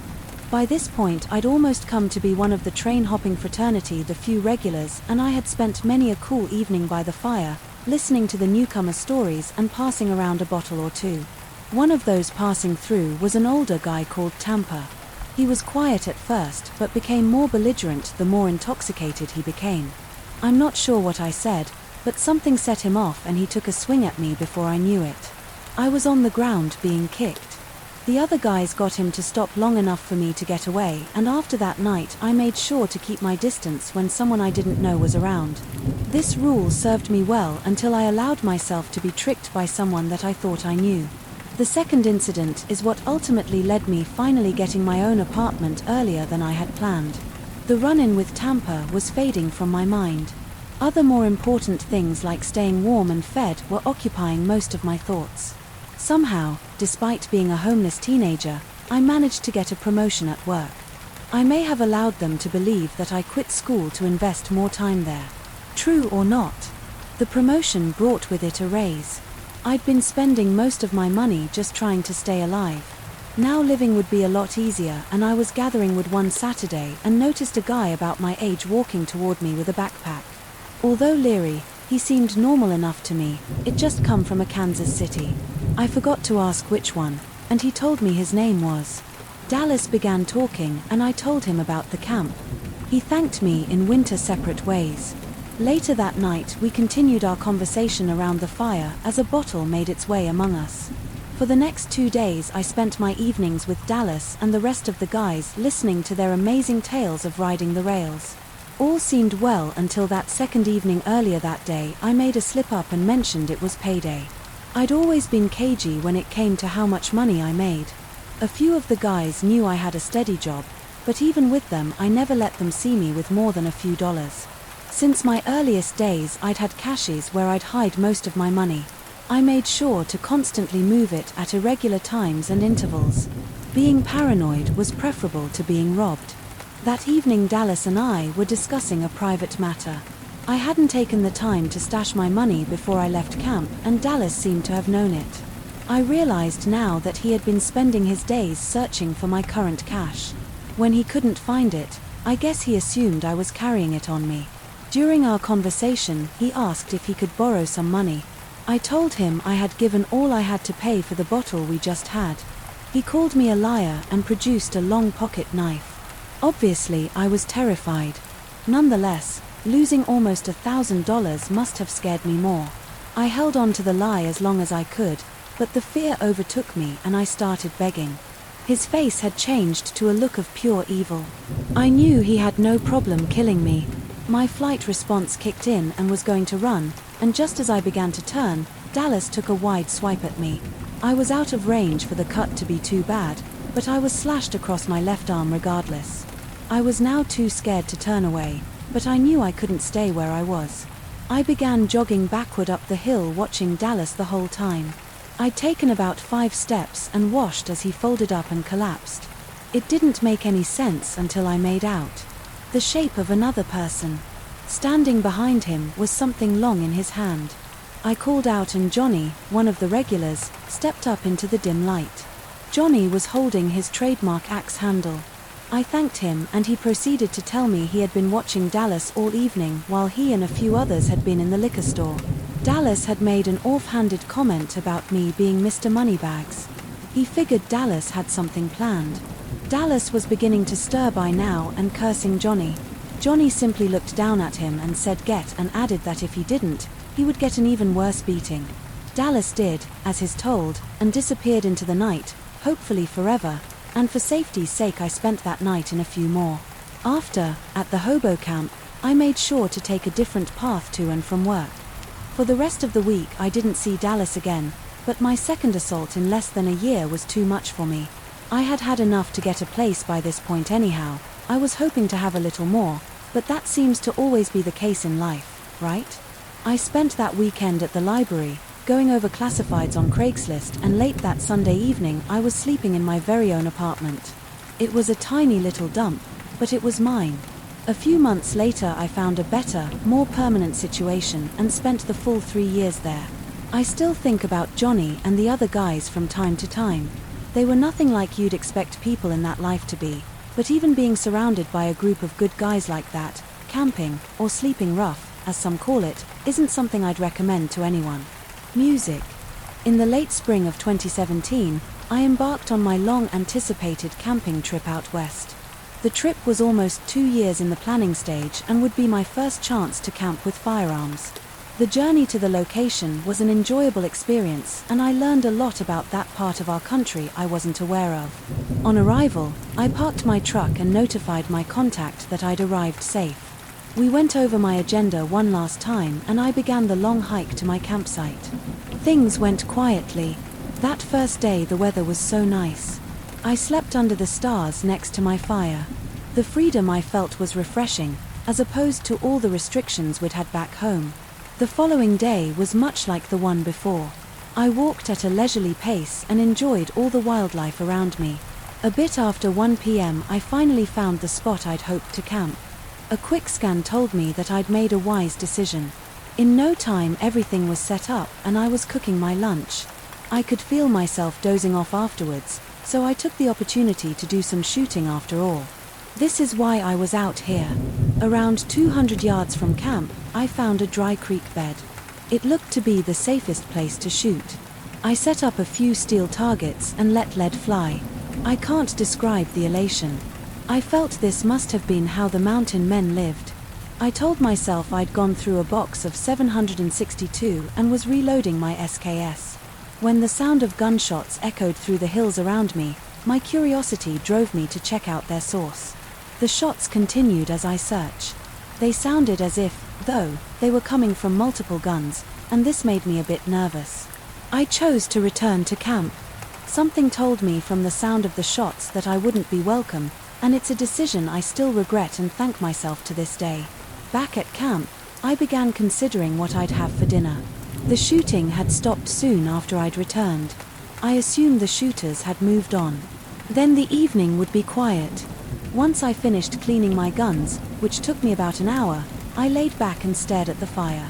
I caught myself nodding off again. So rather than cook something big, I filled up on a sleeve of crackers and bacon-flavored easy cheese.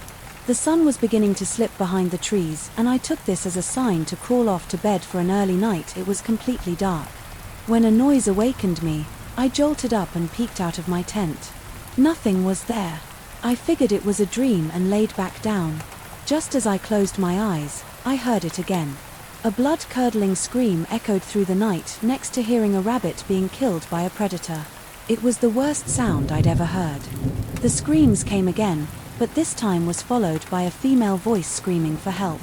Things got real. In that moment I felt a shiver through my body. What was I going to do? I briefly considered grabbing my rifle and running off into the dark. It was clear by now where the sounds were coming from, the same direction the shots had been coming from earlier. Common sense won out and I stayed where I was.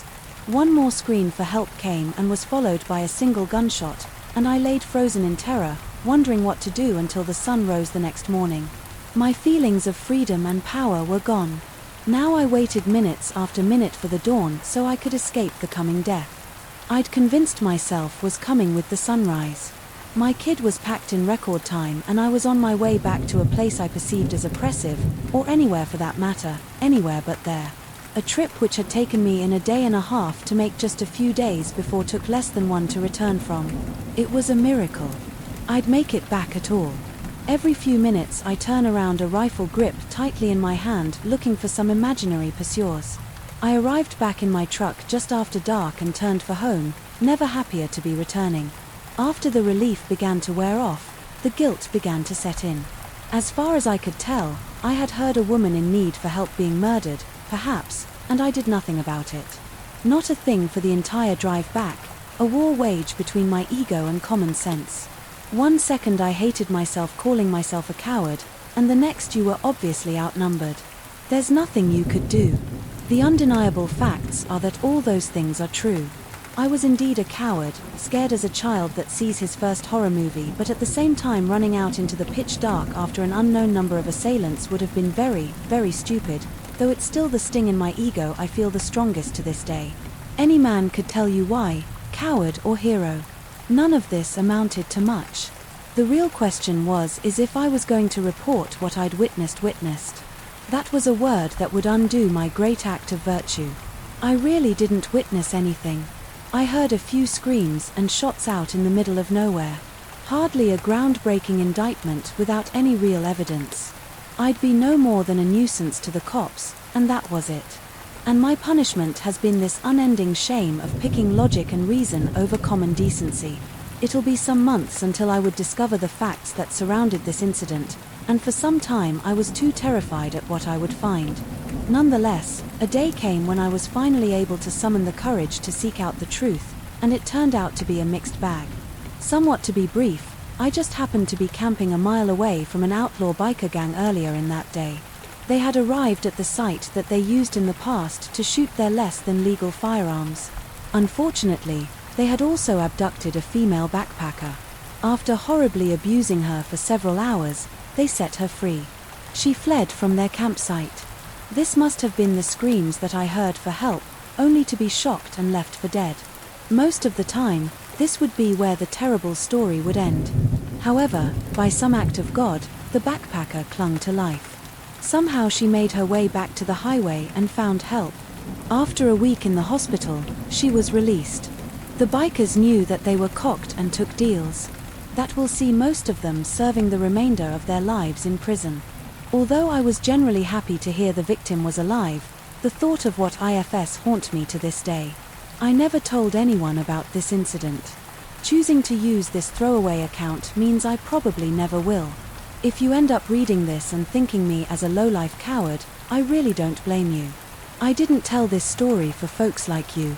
Rather, this account is for those that believe it's the best policy to not get involved in others' problems. I understand now your desire to avoid conflict. Many have been punished for doing the right thing. He may end up as one of those people.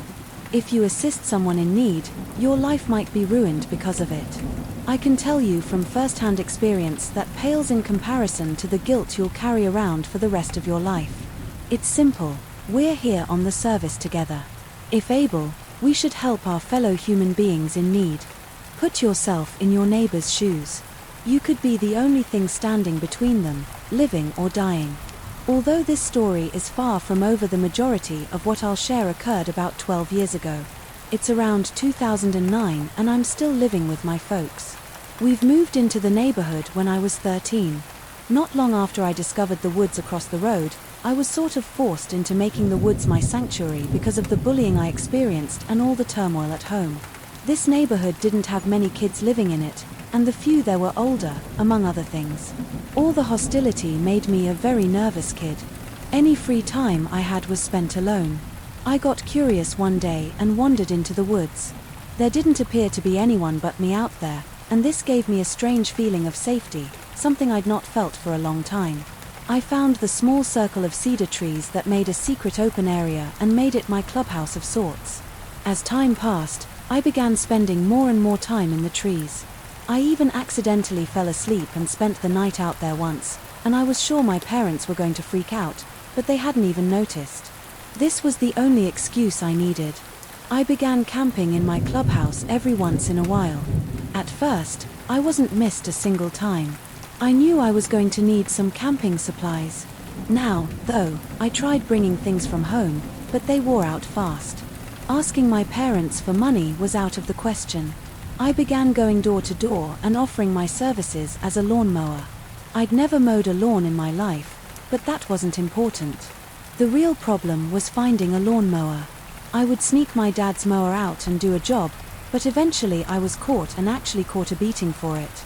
Fortunately, I had enough money by then to buy a really terrible end, one of my own. I took all the money I'd save, but it was a much safer way to make it. Once I managed to remake the money I'd lost, I often my barely working bike and rode it to the 5 miles to this dinky army surplus place. I emerged with an Alice pack stuffed with various things that I thought I needed. I was so excited to try this stuff out. I skipped a whole week of school and camped out in my clubhouse. It was an addictive hobby, but something much more. For me, it was the only source of safety and happiness I had for the next. However many years I went to school just enough not to cause any trouble. I would go straight from school to my clubhouse every afternoon. By now I'd come to see those woods as mine. Anybody in between would have been seen as an invader in my mind, and when that day came I didn't think twice about striking back. It was a Sunday afternoon. I've been camping out all weekend and was taking the well-worn path to the creek to get water across the creek. About 50 yards was an almost deserted road. I rarely saw anyone use it. I caught sight of a parked camper. The 2 men walking in and out of it never seemed to notice me, and when I returned a few hours later they were still there. Only now they were drinking beers and mindlessly shooting guns. This made me furious, but when a stray bullet actually struck the water just feet from me, I had had enough. I ran the mile back home and called the sheriff. I assumed my call was anonymous, but now I'm not so sure. I made up a story that I had gotten lost and drove up on the men. I lied and said they had threatened me with their guns, and I realize how wrong that is now, but I was young and angry. One morning as I prepared for school, I overheard a news report about a big meth lab bust. Acting on an anonymous tip, sheriff's deputies found 2 men shooting guns on a country road. Upon further investigation, the camper the men were driving turned out to be a mobile meth lab. The 2 men were taken into custody and were being held pending bail hearings, and I knew this had to have been the call I made. The seriousness of the situation scared me, but I was confident no one would know that it was me that had made the call, and for the next year I even followed the case. About 3 months before their sentencing hearing, I received an unnamed letter in the mail, and it simply said, "You mess with the wrong people, kid." A jolt of ice-cold fear shot through me, but I still doubted it was from the two men. Any doubt I had was removed when another came the next week, this one far clearer. "You better pray we get time served." I was too terrified at the time to wonder how they knew that it was me. I'm still not sure how they identified me, but the how no longer mattered. The letters continued to arrive. When the day of the hearing came, the news was not good. Both men were felons found with multiple firearms, adding on the manufacturing charge, and you get a minimum of 10 years. The judge was not feeling generous. He gave both the men 20 years. I was sure my days on earth were numbered. I stopped going to school and spent all my time in the woods. I wasn't foolish enough to think that it would keep me safe, but if I was going to die, I wanted to die somewhere I loved. A strange thing happened, though the death I was expecting never came. Month after month I became more confident that it all had been a joke or, more than likely, just an intimidation tactic. My life flew by, and this last 10 years has been a series of ups and downs. The meth heads have been the last thing of my mind. Then, last week, a new anonymous letter showed up in my apartment. "Be better, write a will. The end is close at hand." I involuntarily dropped it like a hot potato. My girlfriend was with me and witnessed it. She picked up the letter and read it, and I could tell she was concerned, but I played it off as a prank and refused to explain. And just like that, a ghost from my past reappeared into the present. You can probably guess what this unwanted news had done to me. I feel like I'm constantly looking over my shoulder everywhere I go. I'm terrified. These monsters may go after my girlfriend, a newborn child. Going to the cops was a brief consideration, but without any proof of who the sender is. I know there's not much they can do. My options seem to be limited, without anyone else to talk to. I'm anonymously emailing this in to tell my story. I'm not sure why it could be because of the anonymity of the internet. There's not much more I can say other than to tell you all to be careful of the choices you make as a child. Wish me luck and please pray for me and my family. This is an experience my wife and I just had this past year. As soon as the quarantine was lifted in our area, she and I filled our packs and went for a hike at our local state park. It was something we used to do pretty regularly and have since before we got married. Speaking for myself, I was really looking forward to it. The plan was to hike out to a certain lake, spend the night and hike back to the car. It was a clear, warm day and the trails were nice and dry. For most of that morning we have been the only people on the trail. We decided to stop for lunch at a campsite about halfway to the lake.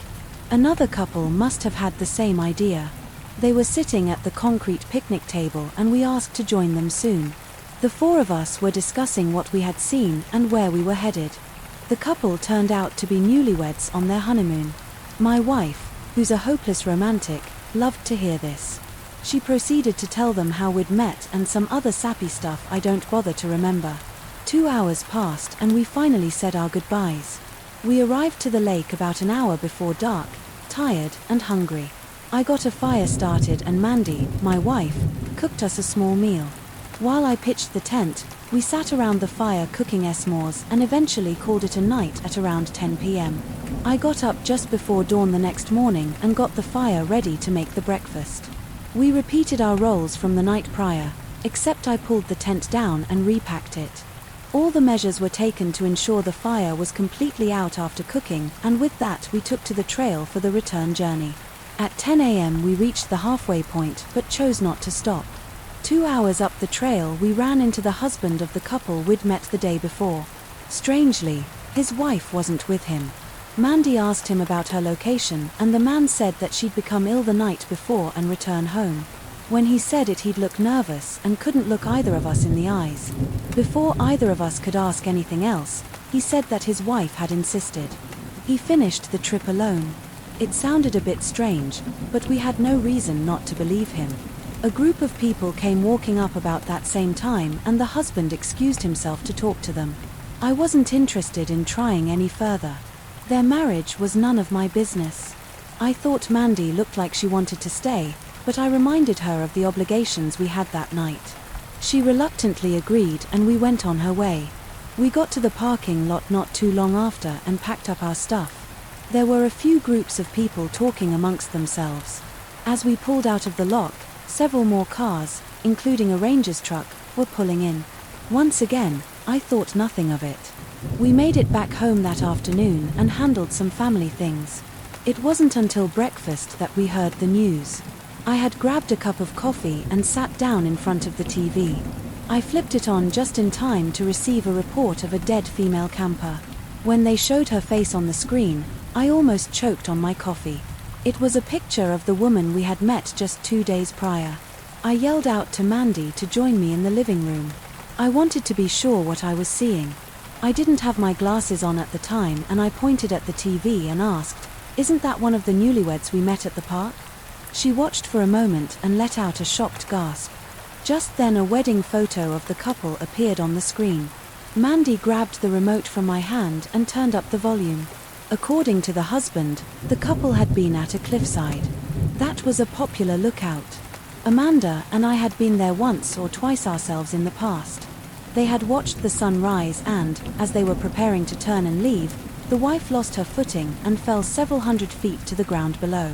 It was certainly possible, but something bothered me about it. Why hadn't he mentioned this to us more? So, what was up with the illness story?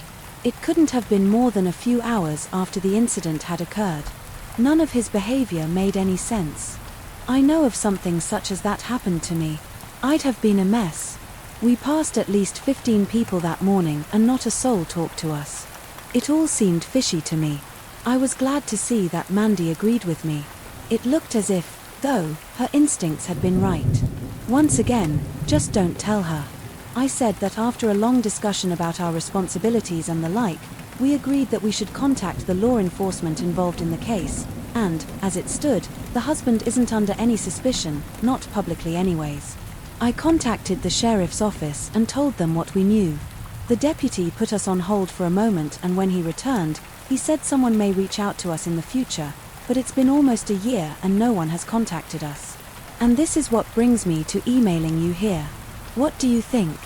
My instincts to my wives tell us that a crime may have occurred. We, however, have no proof or any real justification for our feelings, and that's just what they are, feelings. Certainly, if law enforcement believe we had something to offer, they would have already contacted us. Right, I don't want to be a nuisance, nor do I want to cause trouble for a grieving man who, by all appearances, is a decent person. But help me out here. Should I keep pushing or leave the police to do their jobs? I just can't shake this nagging feeling that a man is getting away with cold-blooded murder, music. When I was a kid, I always wanted to be a Boy Scout, and this time it was still a respected group teaching useful outdoor skills. I think I was 10 when I finally convinced my mom to let me join. She was hesitant at first. Back in Russia where she had grown up, Scout-type groups were really nothing more than military training for children. I asked the den mother to talk to my mom and after a long string of questions, her fears were put to rest. With that, one roadblock removed, I became a Cub Scout. Unfortunately, I soon found scouting in my area was nothing like it was supposed to be. Our den mother turned out to be a neurotic single mother with little motivation. It was a major letdown for me. 6 months in a small light of hope appeared on the horizon. A scout leader from a county over-invited our dad on a camping trip with us. This had been a big reason for my joining. I love camping with my family, but since my parents separated, all those trips had stopped. The scout leader picked us up early on a Saturday morning and drove us all to the campsite. There weren't a lot there, maybe 9 kids in total. He gathered us all together and gave an instruction on setting up our tents. Each tent held 2 boys, but because of the odd number I got a tent to myself. One by one, the leader showed us where to go and we began pitching. A few needed help, but the experience went smoothly for the most part. The rest of the morning was spent on first aid and general safety. I was paired with the leader and thus became the visual aid for the next few hours. I was wrapped in bandages and carried on a makeshift litter. It was fun and proved useful in circumstances to come with first aid. Completed lunch was made and we were all allowed to take a little siesta. This lasted until about 3 when we were all brought together for archery lessons. I was psyched beyond belief. Ever since I saw my first ninja movie, I'd fantasized about shooting a bow. This is my first and last chance for a long while. The leader gave us a brief instruction on how to shoot. It was naturally very persistent about safety, but you can imagine a bunch of hyped-up preteen boys weren't really paying much attention to that part. I was the first to shoot as I drew back the string. I can remember squatting down like a ninja. I was scolded for this and made to stand upright. This made the experience a bit less exciting, but seeing the arrow hit where I'd been aiming was exhilarating. The rest of the boys win and turn after me. Only then were we allowed to shoot on our own. Everyone was chattering amongst themselves, trying to outshoot the kid next to him, and then it happened. A kid named Kevin was talking to another boy next to him named Chris. Kevin had the arrow knocked and the string pulled back about a quarter of a full draw when Chris had something that caused Kevin to turn toward him. Kevin must have lost grip on the string, or maybe he let go and lied his way out of it. Later the arrow had christened the chest and penetrated about 8 inches. Panic ensued. The scout leader began yelling out for the first aid supplies. Chris was freaking out and already having a hard time breathing. There really wasn't much the scout leader could do, but packed the area around the wound and tried to keep Chris calm. 2 boys were given the task of running the half-mile to the ranger station, and the rest of us just stood around and stared silently. All except for Kevin, of course. He paced around, saying "I'm sorry" over and over, until the scout later told him to shut up. The ambulance arrived around 20 minutes later, probably the longest 20 minutes of my young life, and this was the end of the trip. Everyone packed up their stuff as quickly as possible and we all returned home during the ride home. The seriousness of the situation must have hit Kevin hard. I can still remember his horrible wailing to this day. In my opinion, it was nothing more than a terrible accident. There are a few others, however, who remember things differently. According to one boy, Chris had called Kevin a name. No boy our age wanted to be called and Kevin shot him for it. Only Kevin knows the truth and has never spoken to anyone about it. News of Chris's condition didn't reach me until the following morning. He had been rushed into surgery and it had gone well. The arrow had punctured Chris's left lung, just missing his heart by an inch. He did manage a full recovery. Kevin was probably the happiest to hear this news. All involved agreed it had been an unfortunate accident and no charges were brought against him, and a few months later the 2 boys had a meeting in which Kevin formally apologized to Chris and, from what I hear, Chris did accept. As far as I know, he's never had a grudge. Not even I got away completely unscathed. The second my mom heard about that incident, my scouting days were over. I wasn't too disappointed, though. Instead I got into BMX, and I guess that turned out to be a far safer experience. Next story. The story takes place in the summer of 2004. I've been hiking the trails of a local state park for the last few years, and the hour-long trip to the park went as smoothly as it had before. I parked near the ranger station and notified him of my plans. One last-minute check of my pack and I began my 2-mile hike to my regular campsite. Little did I know at that moment. One person's life had just taken a grim turn and I was soon to follow. My interest in the outdoors started just after the attacks of September 11th. Although not personally present at any of the attack targets, I did lose someone very close to me. Her and I had been sweethearts in college but lost touch.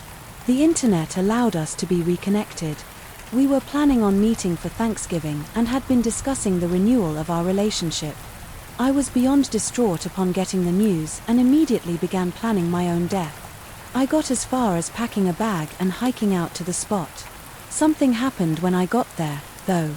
The beauty of the place overcame me, despite the other grief I felt. The serenity I found on that mountain changed my mind. My grieving process would continue for some time at any point. I felt too overwhelmed.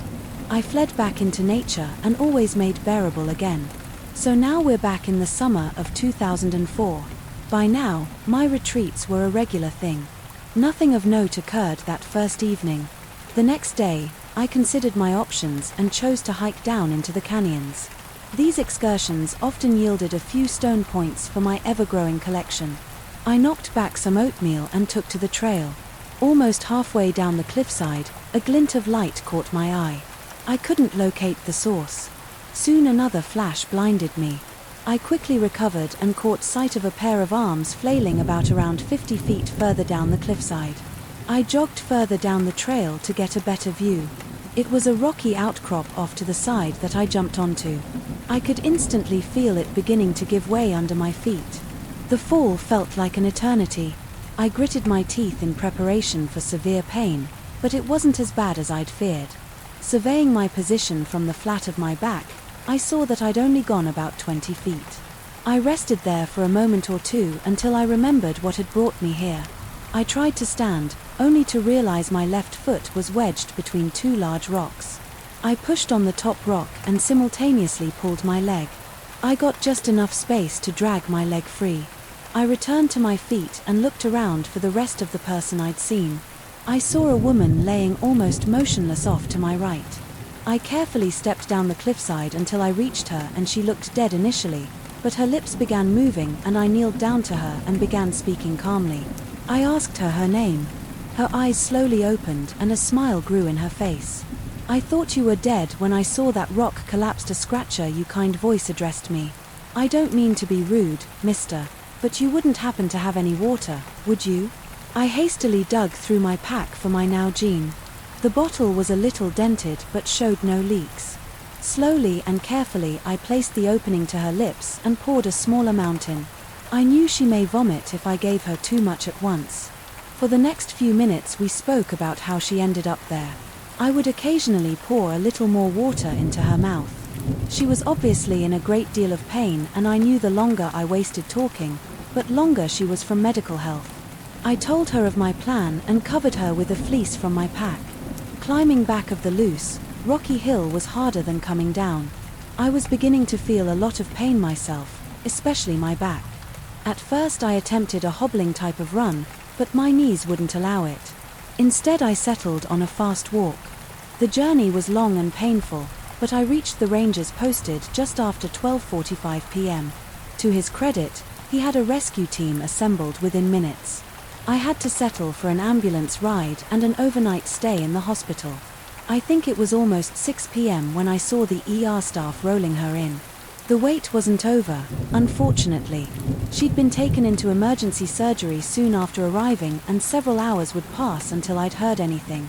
But when the news arrived, it was good.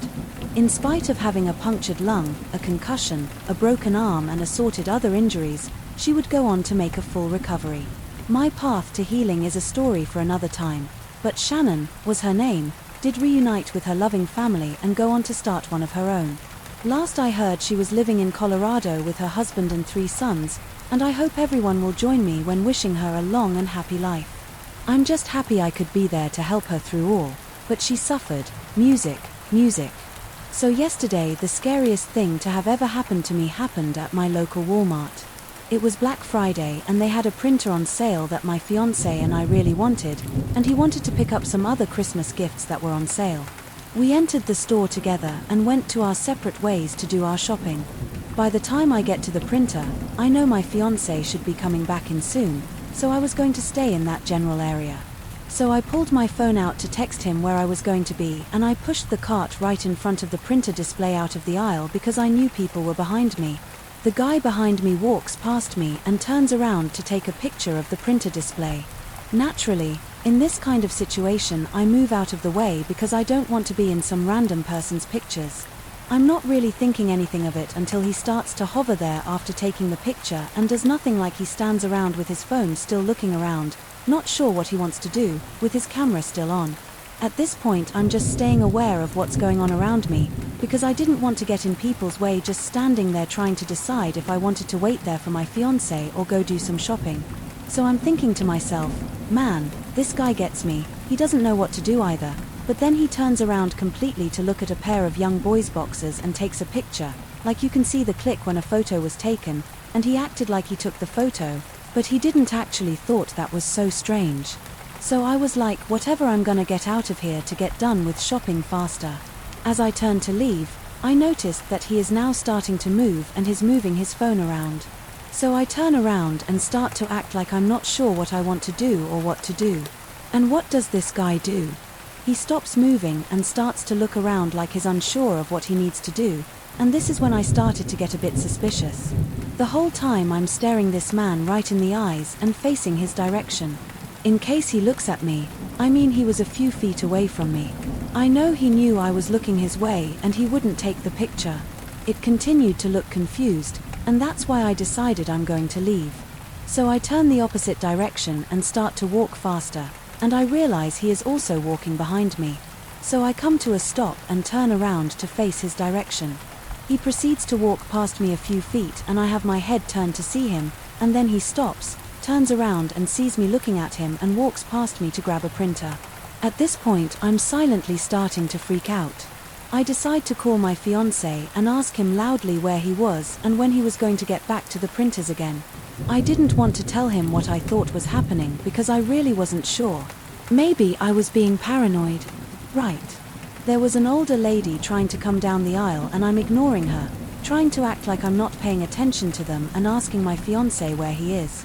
Well, the guy goes to grab the printer and I wanted to point out that the whole time this was going on, his iPhone was still in his hand and his camera was still on and waving his phone around once exiting the camera screen as he is grabbing the printer. He aligns his phone to the edge of the printer box to perfectly leave his phone camera, pointing directly at me.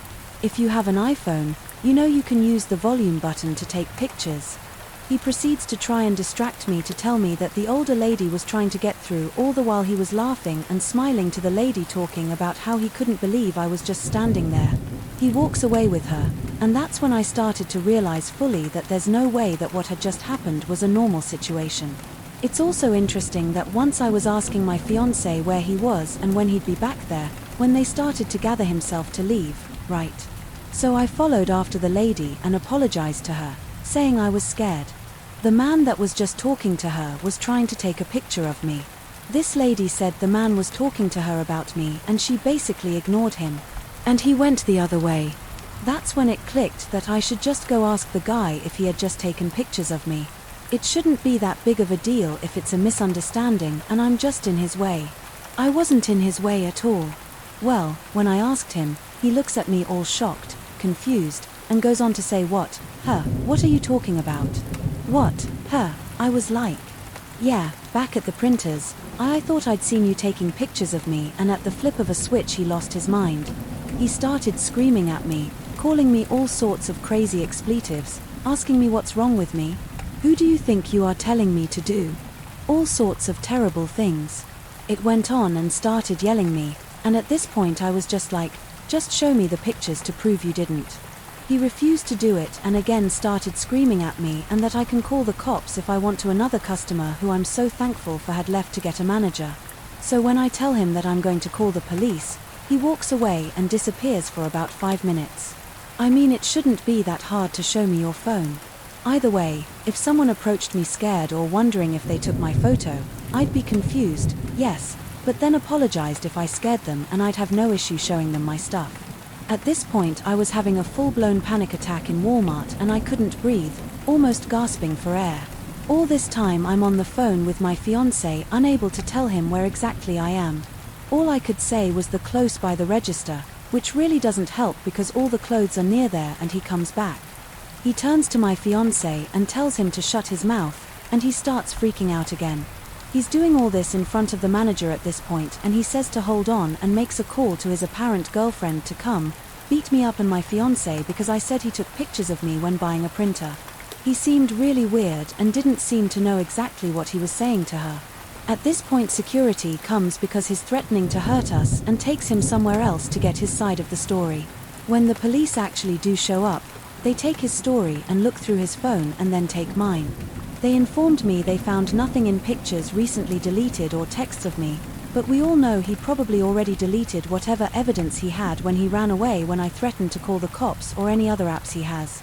I'm sorry, but no person that is innocent reacts in this type of manner. Like I didn't even approach him, accusing him that he in fact took a picture of me.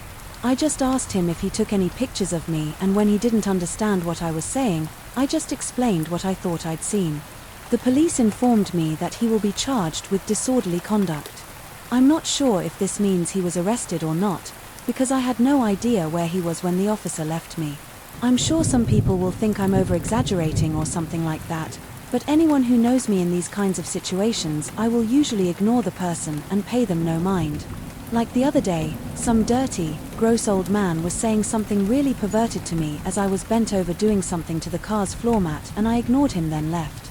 I'm not one to usually care about this too much, and I'm sure we all have at some point felt like someone was following them and never said anything to them. If I noticed someone around me a lot in a store and I'm alone, I will of course stay aware. As a woman, I have to pay attention to these small details going on around me. I'm confident that the man never intended to buy a printer, and now that he had a printer in his car tonight confronted him, he can't just go and put it back, so he'll probably end up returning it to the store or his quote-unquote girlfriend will. It was way over 24 hours later. I still keep having panic attacks. Where it feels like I can't breathe, I shake and my chest feels like it's sinking in. This is honestly the scariest thing that's ever happened to me in my personal safety, and I've never been so scared in my life. And that right there should tell you how odd of a situation that felt to me. I just don't know what to do. I have an 11-month-old daughter, and every cry and scream she makes is very triggering to me and starts to make me get anxious even more. So I feel like the people around me don't understand why this has had such a large impact on me emotionally. I mean, I don't understand it either, since I am technically okay, but knowing how close I came to something so bad is just so scary. And how am I supposed to go around pretending that that's not dramatic? I'm just so scared that this man was taking pictures of me. I'm not sure why either. It's not hard to hide a picture in your phone by changing apps or fake apps or other messaging apps. I'm scared for my life that whenever I go out in public, I may run into him or someone else he potentially sent those pictures to, and either they plan to kidnap me or somehow hurt me. I live in an area that is high in human trafficking rates, and this is something that has been happening to a lot of women around here multiple times at the same Walmart. A lot of people get it on video, but I just couldn't. I know this just happened, but I'm so scared. This feeling will never go away. Well, I still live in the same area. Oh, I'm a hunter and I like to hunt wild boars. Specifically, though, I have been a deer hunter and have been known to get a turkey for Thanksgiving. I mostly hunt boar. For those of you that don't know, boar are a big problem. In the United States, a sow can have 2 litters a year, and it's not uncommon for a litter to consist of 10 or more pigs. Given that pigs eat anything and everything, it's not hard to see why the Department of Fish and Wildlife make it legal to hunt them with almost no restrictions. In my state, it's illegal to hunt most large mammals with night or thermal vision scopes, with the exception of boar and coyote. I've been saving for a year, mostly fun money. It's hard to explain to your wife that a scope that costs literally twice as much as a rifle I was mounting it on was worth it, but I did it. I took it to a range and sighted it in. There was an area that was peppered with boar, activity that I knew would be perfect for a night hunt. It was easily accessible with my truck, with easy-to-find spots that I could set up in, that overlooked a large, easy-to-navigate clearing. The night started uneventful, mostly me tinkering with my new toy, cycling through the settings. I was a little impatient. I'd spotted multiple deer, but they were out of season and, like I mentioned earlier, my current setup wasn't legal for deer. I moved to another spot. I'd seen days earlier that probably wasn't much better than my first, but it gave me something to do and a new angle to look around with my new scope. After an hour or so of glassing, the area had dawned on me. The spot doesn't have much animal activity at all. No rabbits arouse. The deer that I'd seen were hundreds of yards from where I was. Why was this pocket of land so dead at night but lively in the day? I'd set up around 10 p.m. and it was almost 2 a.m. when I started to think about packing up, maybe setting up a target. Before I left and taking some practice shots, I heard a crunch come from the direction I came from. I panned my scope over and saw the silhouette of a small bear pushing through the bushes. It's important to note that my scope isn't exactly night vision per se, it's a thermal scope, kind of like a black and white version of what you see in the Predator movies. I adjusted my range and zoomed in a little bit. I remember jolting a little when I saw that it wasn't really a bear. It was a man because he was so low and hunched over. I thought I was looking at a young bear. Is that a game warden? They couldn't be. I would have seen the headlights coming up the road from where I was perched. Where could he have walked from? I was 30 miles away from anything and on public lands. I was about to call out when I adjusted my sights and noticed he was naked. No shoes, ants, or anything. I remembered being disturbed by his movements, like a squirrel or something twitchy and grabbing at the foliage, sniffing around and palming the tree. Was that my tree, the one I've been leaning against earlier? The thought terrified me. Could he smell me? Then he did something I still have nightmares about today. He squatted and placed his hands in the dirt between his feet and stared straight up like a dog mid-howl, and I heard a voice coming from that direction, a very compelling female voice. "Help, I'm lost." It was a long pause, but neither of us moved the muscle. The center of my sights was trained at the dirt in front of his feet. I couldn't bring myself to aim directly at another person and went against everything I've been taught about firearms. Were they lost? Was this some guy that had gone crazy out here? Why was his voice so feminine? "Help, please, I can't walk." The voice called out. That's when I knew he was lying. Not only could he walk, first saw him. He was traversing the land with ease. For a naked person so good, I mistook him for a bear. That's a trap. This guy is trying to lure me to him with a damsel in distress routine.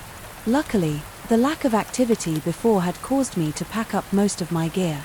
I think I may have left behind a hat and a sitting pad, but I didn't care. In that moment I took my eyes off him for a moment to get my pack on. I buckled my chest strap and scrambled for my rifle.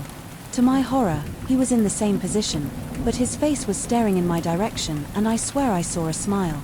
The thermal scope has an effect that makes animals' eyes appear white. How had he heard me get up and put my gear on? You must have easily been 150 yards away. F off. I screamed as loud as I could in that direction. He stood upright, and it hit me how tall and skinny he was, easily 6 feet and very lean. They took a couple of long strides in my direction, and I instinctively sent around, sailing above his head into the tree line. He was incredibly freaky, but he hadn't really threatened me. Why would I even tell the cops? And was unwilling and unready to actually shoot someone. He stopped dead in his tracks and hunched down on all fours. "The next one's gonna mess you up. Go away." He stayed on all fours, and this time I had my sights trained on the center of him. His eyes were just above the grass like a large cat or something. I was trying to stop my trembling and knew that my voice had cracked a little on. That last warning was terrified. That standoff probably only lasted a minute or two, maybe less, but it felt like forever. In an instant, he bolted left towards the tree line opposite the road. So much for not being able to walk. I could barely keep him in my scope. He was moving so fast he disappeared into the brush, and I sent another bullet sailing high in his direction. I racked another round and tried to pocket that mag and swap for a fresh one, but I dropped it and didn't bother looking for it. I wasn't far from my truck, and I wanted to get out of there. I could hear him in the distance yelling in this weird sound that could only be a laugh or a cry. I scrambled up the trail and arrived at my truck breathless. I tossed my gear into the cab and kept the rifle in the passenger seat and sped off. But the longest time I told that story from the perspective of having spotted some deranged crackhead living off the land like some kind of caveman. I reported it to Fish and Game, but all they did was scold me for hunting at night alone, never received an update. It wasn't until I told this story at a camping trip that my nephew told me about Wendigos and Rikis and Skinwalkers. My story had him about soil himself, because the spot we were camping was technically the same forest. I'd seen that monster just 50 miles east of it. He was so spooked. His mom, my cousin, had to take him home, and she was pretty livid. I've gone down the rabbit hole once with these scary stories, and I'm not saying what I saw was definitely a Wendigo or a Skinwalker. I'm saying that if such a thing exists, I may have dodged quite the bullet that night. Or maybe it was just some random tweaker, being Donnie Thornberry in the middle of the night. Music. To preface, I typically go grocery shopping at around 7 or 8 p.m. nowadays, since the store is less crowded around then.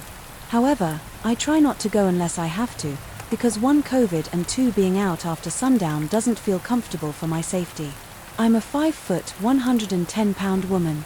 Despite this, the area I live and shop in is what I would consider to be safe. So going for a quick grocery run a little later in the evening has felt okay lately. So about 2 weeks ago I was at my usual grocery store at around 7 p.m. I read somewhere online that you should make your trips to the store 30 minutes or less, and being the Gemini that I am, I knew I would have to make a list on my phone. The follower I would dawdle. I began my trip in the produce section, essentially only looking up from my phone to step out of people's way or two. Grandma was on my list. There were more people in the store than there were usually in the evenings when I go, so I had to make a few laps to wait for folks to clear certain areas that I needed to get to. I first realized I needed to do this when I was at the carrot section, but since it was too crowded, I figured I'd circle back in a minute or two and grab something on the other side of the section. In the meantime, trying to determine where to go, I looked up from my phone, began walking towards the bananas on my way to get them. I just kind of looked forward blankly, not really thinking of anything besides my task at hand. This was short-lived because a man in a grey zip-up hoodie and a black baseball hat had caught my eye as we walked past one another. I was going one direction and he was going the opposite. Nothing really stood out about him, besides the fact that he was looking at me and that he was walking really fast. I didn't think anything about it and kept moving towards the bananas. As I gathered my produce and a few things along the way back to the carrots, I passed this man again. He made eye contact with me. Normally, I'm not one to really make eye contact with other patrons. I'm a mind-my-own-business kind of person, but his demeanor just caught my eye. I also noticed that he was the only person in the section not carrying anything. It had to have been at least 3 minutes since we first passed one another, so to think that he was just kind of perusing around and not getting anything was strange. It's not like he just got there either. As I finally get to the carrots, I make my way to the other bakery section and the man passed me once again. This time I didn't make eye contact, but I turned around to see where he was going. This sounds silly, but the way he was moving around the store didn't make sense. I was working my way from the front to the back and he was walking erratically in all different directions. There was only one entrance and exit to the store, so it's not like he could have come in from the other direction. Might I remind you, he still has nothing with him. As I begin to turn my head to see what this man is doing, another guy runs past me wearing all black. Okay, strange, but he ran so close to me. The hair that was in front of my left shoulder was blown behind my back from the Gustavari blew past me. Since I was already turning my head, I fixate to see where this man was going. He had run over to the man that was passing by me frequently, and they were both looking at me and talking to one another. They were about 30 feet away from me, so I couldn't make out what they were saying. I also only looked for maybe a second, because it was at this point that I started to get pretty anxious. I'd like to mention that I have generalized anxiety disorder, so when I'm in suspicious situations that might flare up anxiety, I really try to talk myself down from anything that might be illogical. I mean, it would follow me in a grocery store. I wasn't sure what to make of what I was seeing. In an attempt to soothe my anxious thoughts, I decided to continue shopping and try not to fixate on the other two men. I look back down at my phone and realized I forgot to grab lemons from the produce section, so I was irritated that I had to go back. I began walking head down when a woman knocks my shoulder. I'm already feeling a myriad of emotions at this point, and to be touched by a stranger during this I got really annoyed. I look back up behind me to see who could have possibly been clumsy enough to knock into my shoulder when my eyes locked with a woman who's bumped me. Now this is kind of difficult to explain, but stay with me. It's a pretty popular thing among women to communicate solely through eye contact and body language.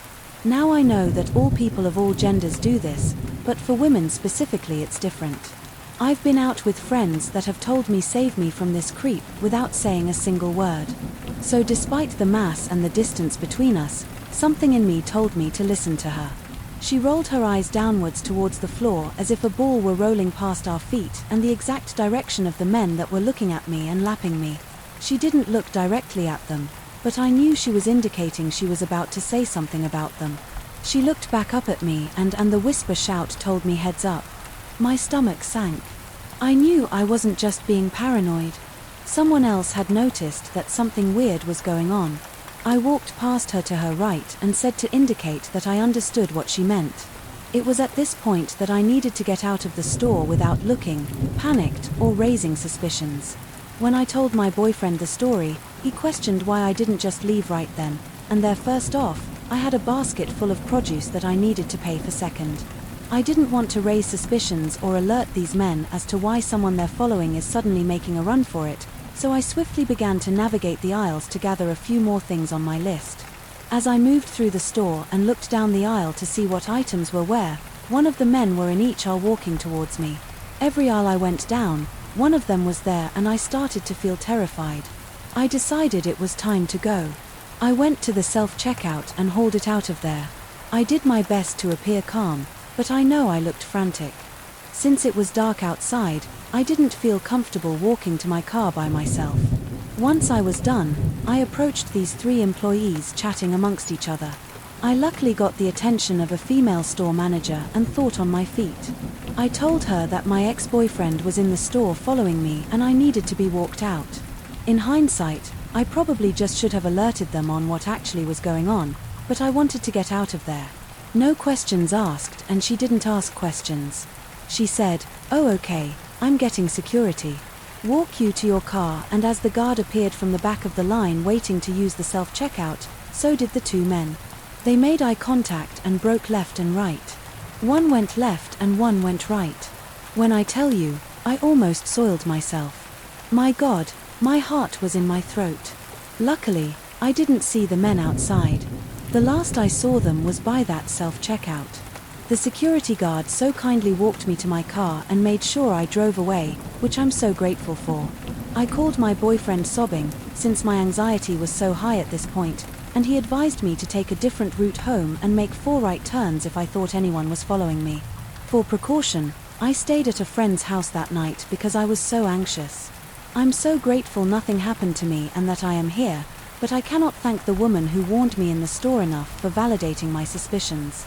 If you witnessed anything that looks sketchy or weird, please tell or warn someone. I haven't heard about kidnappings or crimes towards women in my area recently, thank goodness. It just scares me to think what could have possibly happened and what kind of people were out there. I think it goes without saying that I'm no longer going shopping after sundown, nor at that store. I'm blanking on where I heard this, but I think it really applies to how I felt that night. It's better to be safe than sorry and to be paranoid than dead. Next story. I was around 15 and when I wasn't too busy with school, I worked at a news agency, mainly selling lottery tickets and newspapers, while I had my fair share of creeps, stalkers and loonies. This one for me, has to be the scariest among my regular customers, was an older woman, perhaps in her late 40s, early 50s, although she definitely appeared older than she was. She had scraggly hair that was bleached, blonde, and more, extremely bright gaudy makeup. No one knew much about her, but she was often seen around different shady men, and from the way she acted and spoke it was understood that she was most likely on something. She spoke to me and my co-workers of angels in heaven and fairies and demons, but I simply brushed it off as an older lady going through a midlife crisis and dabbling in some sort of new age spirituality. The very shift I'd served this woman when I was around 13 or 14. She was mesmerized by me from the moment she saw me. She was enthusiastically running up to co-workers and even other customers, telling them that I was an angel from that shift onwards. Every time she saw me, she wouldn't stop talking about how beautiful I was, but it was pure and innocent and I was an angel. Accordingly, she said I should return to the angels. I didn't see it as anything sinister, even though I got extremely uncomfortable vibes. I was extremely friendly to customers and I've always been a naturally talkative, bubbly person. In addition, I was still young, naive, and eager to please my boss with my customer service, and even though I thought this lady was kind of weird, I'd often just smile politely as she raved on about whatever fantastical thing she thought up. Over time she became fixated with me. She slowly began to learn my shifts, and if I was away or my roster changed, she'd ask co-workers where I was. Whenever I was at work she'd appear. I told my boss this and how her obsession with me was starting to make me uncomfortable. He told me that I had to put up with it because of the extra income it gave him. Because of her fixation with me, this lady would spend hundreds of dollars at a time on the lottery multiple times a week. Once again, I was young and didn't have too much of a backbone. So even though I felt uncomfortable, I just accepted that this situation couldn't be changed. I needed the money and not many places in my town were hiring, let alone interested in taking on a school student. One day, As I was going to the spot, I'd met my parents. They picked me up at a nearby road. This lady appeared seemingly from thin air. I was so startled that I didn't even notice when she grabbed my arm and asked if I'd like to return to the other angels. "They're missing you, darling." I was freaked out, but her words didn't mean much to me, and I simply saw it as a strange woman with wacky spiritual beliefs. Luckily, that day an older co-worker walked by, saw this, swiftly, yanked me away and stayed there until my dad arrived. I wish I could say that that was the last time I saw the customer, but it wasn't. Even though I didn't see her waiting for me again, I often felt uncomfortable, arriving at work, leaving and work itself, as though someone was watching me. This lady kept coming in and kept spending hundreds of dollars from God knows where. However, unlike when I first started, she didn't come in with a different man. Each time she came alone or with one particular man who hadn't seen before, I always felt extremely uncomfortable around him, but I couldn't quite put my finger on why. The lady's ravings got even crazier than ever and, in addition to her usual talk about angels, she started to try to getting me to follow her places by claiming the government had tried to poison me just then, and she saw them slip cyanide into my food or what they infected my toothpaste with something that would kill me. So I had to follow her now. I never did, obviously, and one time when I was busy serving other customers, I noticed her in the corner of my eyes lingering around my drink bottle with something I couldn't see clutched in her hand. Needless to say, I moved my drink bottle very quickly and was extremely unnerved, more so than ever. I told my boss everything, but he continued to say virtually that I lose my job if I just didn't put up with it, as she brought in a lot of money. This all came to a climax one day at the end of my shift. I just learned how to cash up the registers and close the shop, which was an exciting responsibility for me and made me feel very accomplished. To close up, I would have to lock the roller doors at the front and exit the back door, which led to a pretty shady concrete area that never had anyone around. It was like a huge concrete jungle with heaps and twists and turns and tall concrete walls. It was always completely silent and empty. I'd never seen another person in that area outside the back door, and as I exited work and locked the door, I felt incredibly uneasy and thought I could hear breathing behind me. However, seeing no one when I turned around, I thought to myself that it was just paranoia. I said, "Check my phone to see if my dad had left yet to pick me up." I felt a hand grasped, my shoulder tight. My whole body froze, and before I even looked I knew who it was. Sure enough, when I turned around, this customer was standing there with a huge grin, her eyes sparkling. She engulfed me in a hug which I wriggled free from. I could see something was very wrong, so I tried to run, but she grabbed my arm again. She was stronger than she looked. She tried to distract me and start up random conversations, sprinkling in comments about how the angels were so excited to be reunited with me. I had no idea what she was trying to do, and so I heard something pull up around the corner. A white van, all its windows blacked out, slowly crept across the gravel road towards us, and I'll never forget the way that lady's face looked. "Let's go," she said. "The angels have been waiting. You'll be with them again soon to this day." I have no idea how, but I gained some kind of superhuman fight or flight strength. I tugged my arm free just as the van was slowing down beside me and ran. The lady followed, but thankfully her physical strength didn't extend it running. Thankfully, I knew the twists and turns out of this area quite well now. So I sprinted through this concrete labyrinth until I reached a pillar I knew to duck behind. I didn't move. I had a metal keychain which made a lot of noise, so I clutched that in one hand so it wouldn't jangle as my body shook and held myself up with my other hand ready to launch from the ground and run as soon as I could. I could hear the woman and someone else, a man I didn't know who, but he sounded like the man I'd seen with her recently, run around checking crevices and corners, searching for me. After about 15 minutes they gave up and I heard the van roll away after a final check using the van. They didn't know I could see them, but I saw them pretend to leave, then turn it off and wait. I think they thought I'd emerge from hiding, but as I could see what their trap was, I continued to stay after what felt like forever. They eventually left. Not knowing that this was another trap set up to coax me out of hiding, I cautiously peered around the corner, unsure if they were gone, and knowing I was unsafe if I stayed or left, I ran. Thankfully, my dad was parked where we had agreed to meet and I raced to the car. I was scolded for getting to the car late and then we went home. I took an extended leave after that, and when I eventually did go back to work, that lady was thankfully gone and I never saw her again. Music, foreign people. In my work industry, we always hear of the horror stories of crazy cults, people getting paid for weird requests and such. But I never thought, with my luck, that I'd have to worry about being in one of these stories. But boy was I wrong. This is probably going to be a mini-series since it's a bit long for some background. I'm a very much introverted person. I don't go out much if it's outside. My small group of friends, I started doing OnlyFans around this time, where it was very popular in quarantine. I had already been on FetLife, which is sort of a network like Facebook for the King community, so I was thinking of doing OnlyFans. Wouldn't be too hard, considering I was already involved in that community, because my work at the adult store and my time on FetLife, usually with friend requests, I don't normally accept them if I don't know the person in real life due the past events of issues online.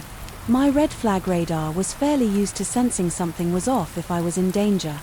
However, this time it was a silent danger I wasn't prepared for.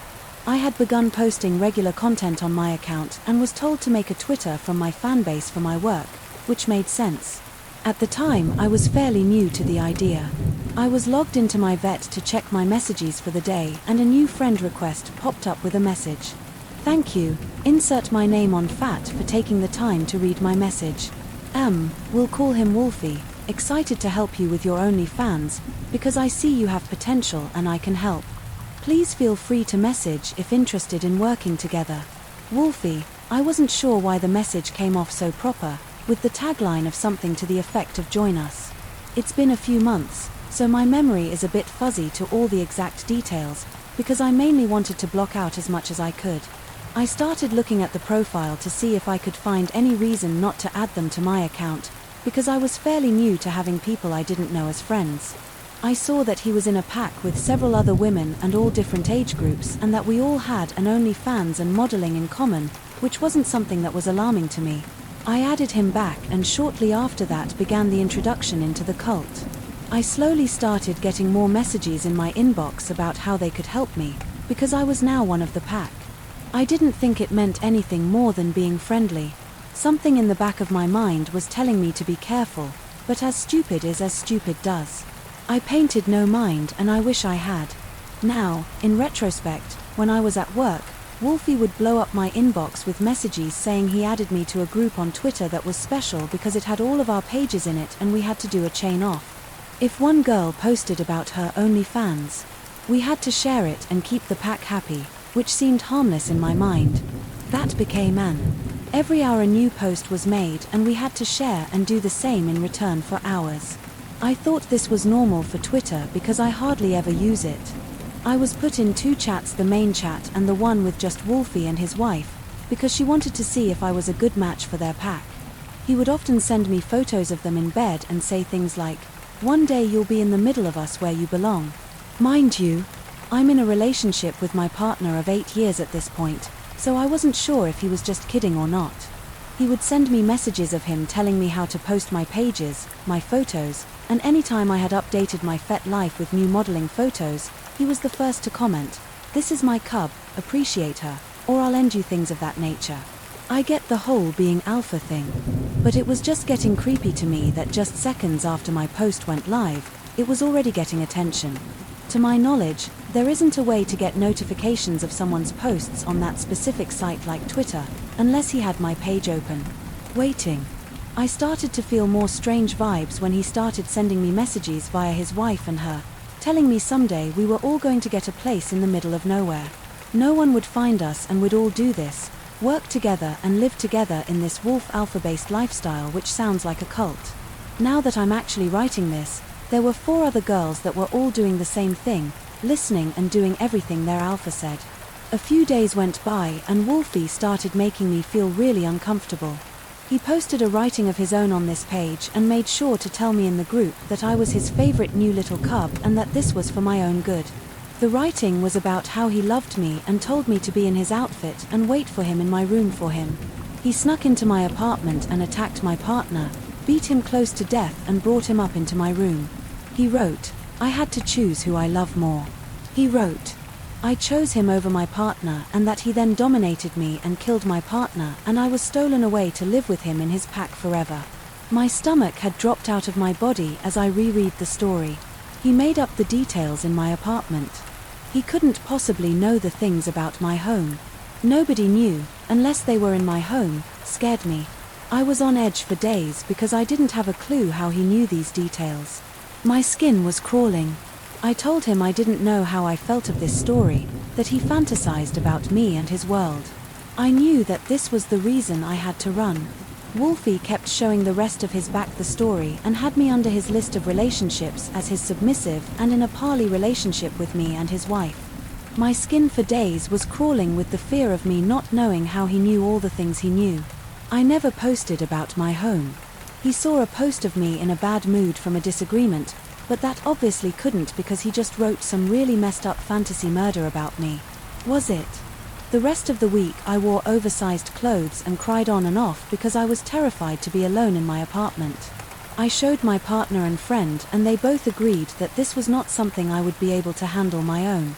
I took myself out of the groups on Twitter for a start and tried not to draw attention to Wolfie when the girls started messaging me out of the blue, saying they didn't understand why I wanted to be brainwashed by my partner, and they loved me and everything would be fine if I went with them. I deleted my Twitter and also my OnlyFans because I didn't know what they could find on me. I blocked them all on all my new accounts, and I also took down my profile and FetLife and made a new one with a completely different name and credentials, so they couldn't find me. I even changed my number because Wolfie found out what it was to try and get me to talk to him and explain while I was pulling away. I made new accounts and made sure everyone was aware that needed to know about this potential stalker so I could maintain my sanity. I thought it was over when a week had passed and I didn't see any new messages on my new profile and FetLife or my messages. But boy was I wrong. My best friend had checked her messages on Instagram, where of course they found me via her.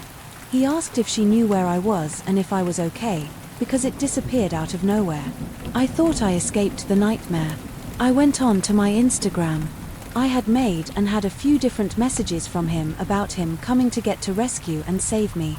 I was terrified about how far this guy would go to get to me. Why couldn't he just leave me alone?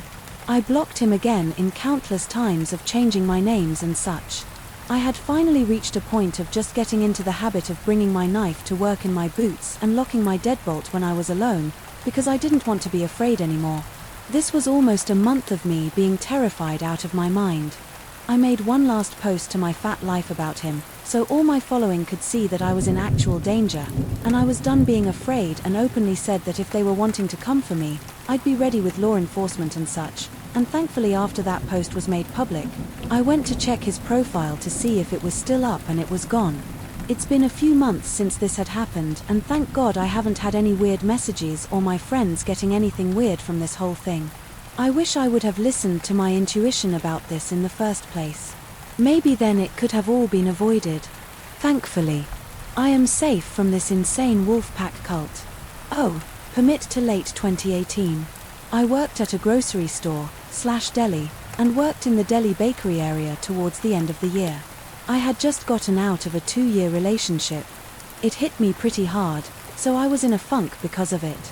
We just hired a new employee in the deli, who we'll call John. I was scheduled on his first day, so I was one of the employees who trained him. John seemed nice enough and he got on quickly, which was great. Fast forward to our next shift, I was pretty close with another coworker, and we'll call her Jane. Jane knew what had been going on with my breakup and would check up on me often, and John overheard this interaction. He came up to me on my break and apologized for what I was going through and just generally being sweet about the whole thing. I appreciated it, so I thanked him.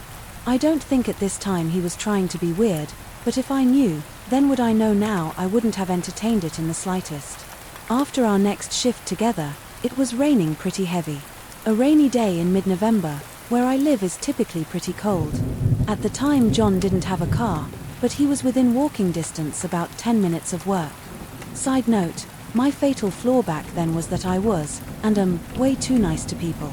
I offered him a ride since it was pouring rain and freezing. The ride home was fine.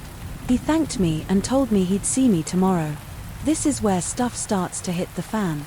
John began to flirt with me, making really inappropriate jokes, and would do that thing where he would grab my hips and kind of rub against me to get past me, often in front of customers. He also got my number from my boss, and his claim for needing it was, "She's the only one that can cover my shift on X day." He would text me constantly and proclaim his love for me and tell me that he would treat me better than my ex did. We would usually have 3 people working the deli and on shifts with John. When our third would go on break, he would take this as an opportunity to harass me more. At the time, I was very soft-spoken and scared out of my mind to speak up about it or stand up for myself. I ended up putting in my 2 weeks, but not before, sending him a text along the lines of "F you, you're gross, lose my number and never talk to me again." They texted me back apologizing and invited me over as he wanted to talk to me face to face to make up for it. As I said, my fatal flaw back then was that I was way too nice to people in my head. I thought that I must have gotten through to him. I mentioned it to my friend who we'll call Eve, and Eve was very adamant that I tell him no and to leave it alone. Unfortunately, I chose not to listen to her advice. Instead, I told him that I appreciated the apology and that I would come talk to him, but I was going to bring Eve with me, as I didn't trust being alone with him at his house. He agreed. Eve was very reluctant, but insisted I bring her along if I absolutely had to go. Just in case, we drove to John's house, and when we arrived he didn't come out. I remember texting him a few question marks, and after having no reply I turned around and left.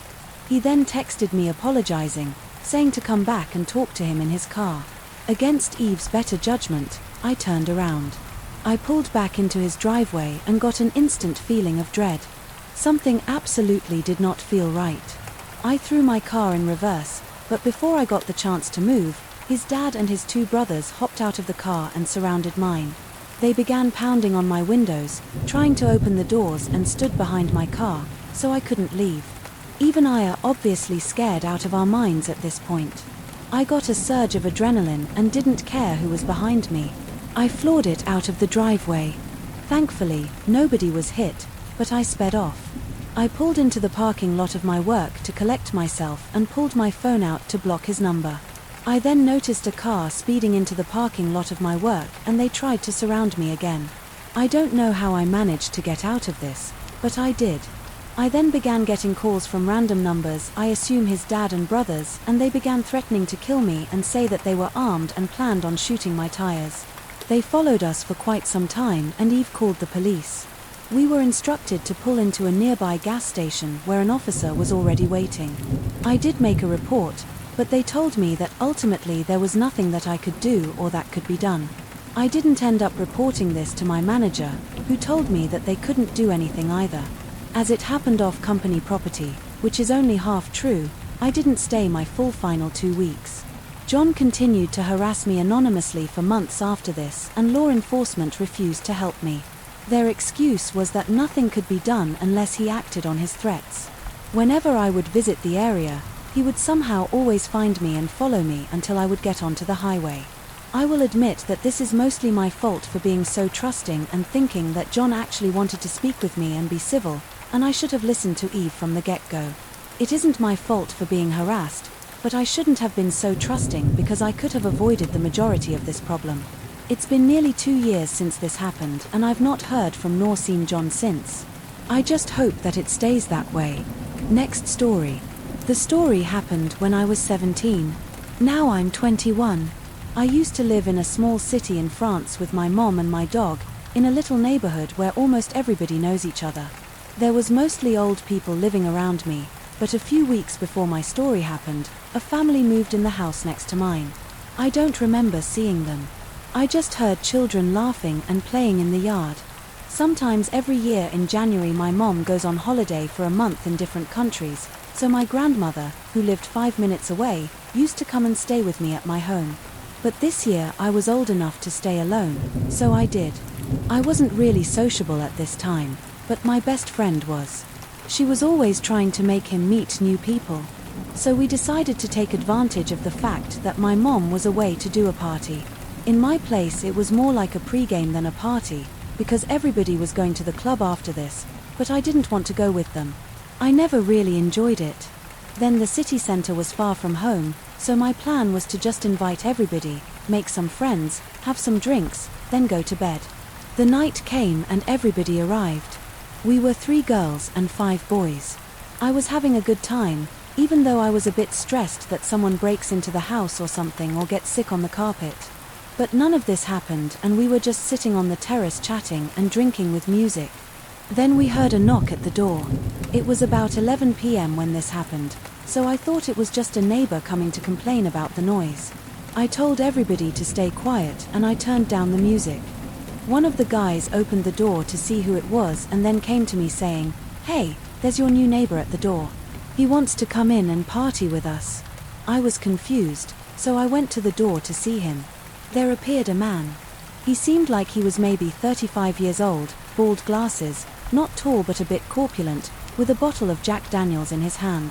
My first reaction was to laugh, because I couldn't believe this guy wanted to party with teenagers like us, and if it was true it would have been super weird. But obviously it was true.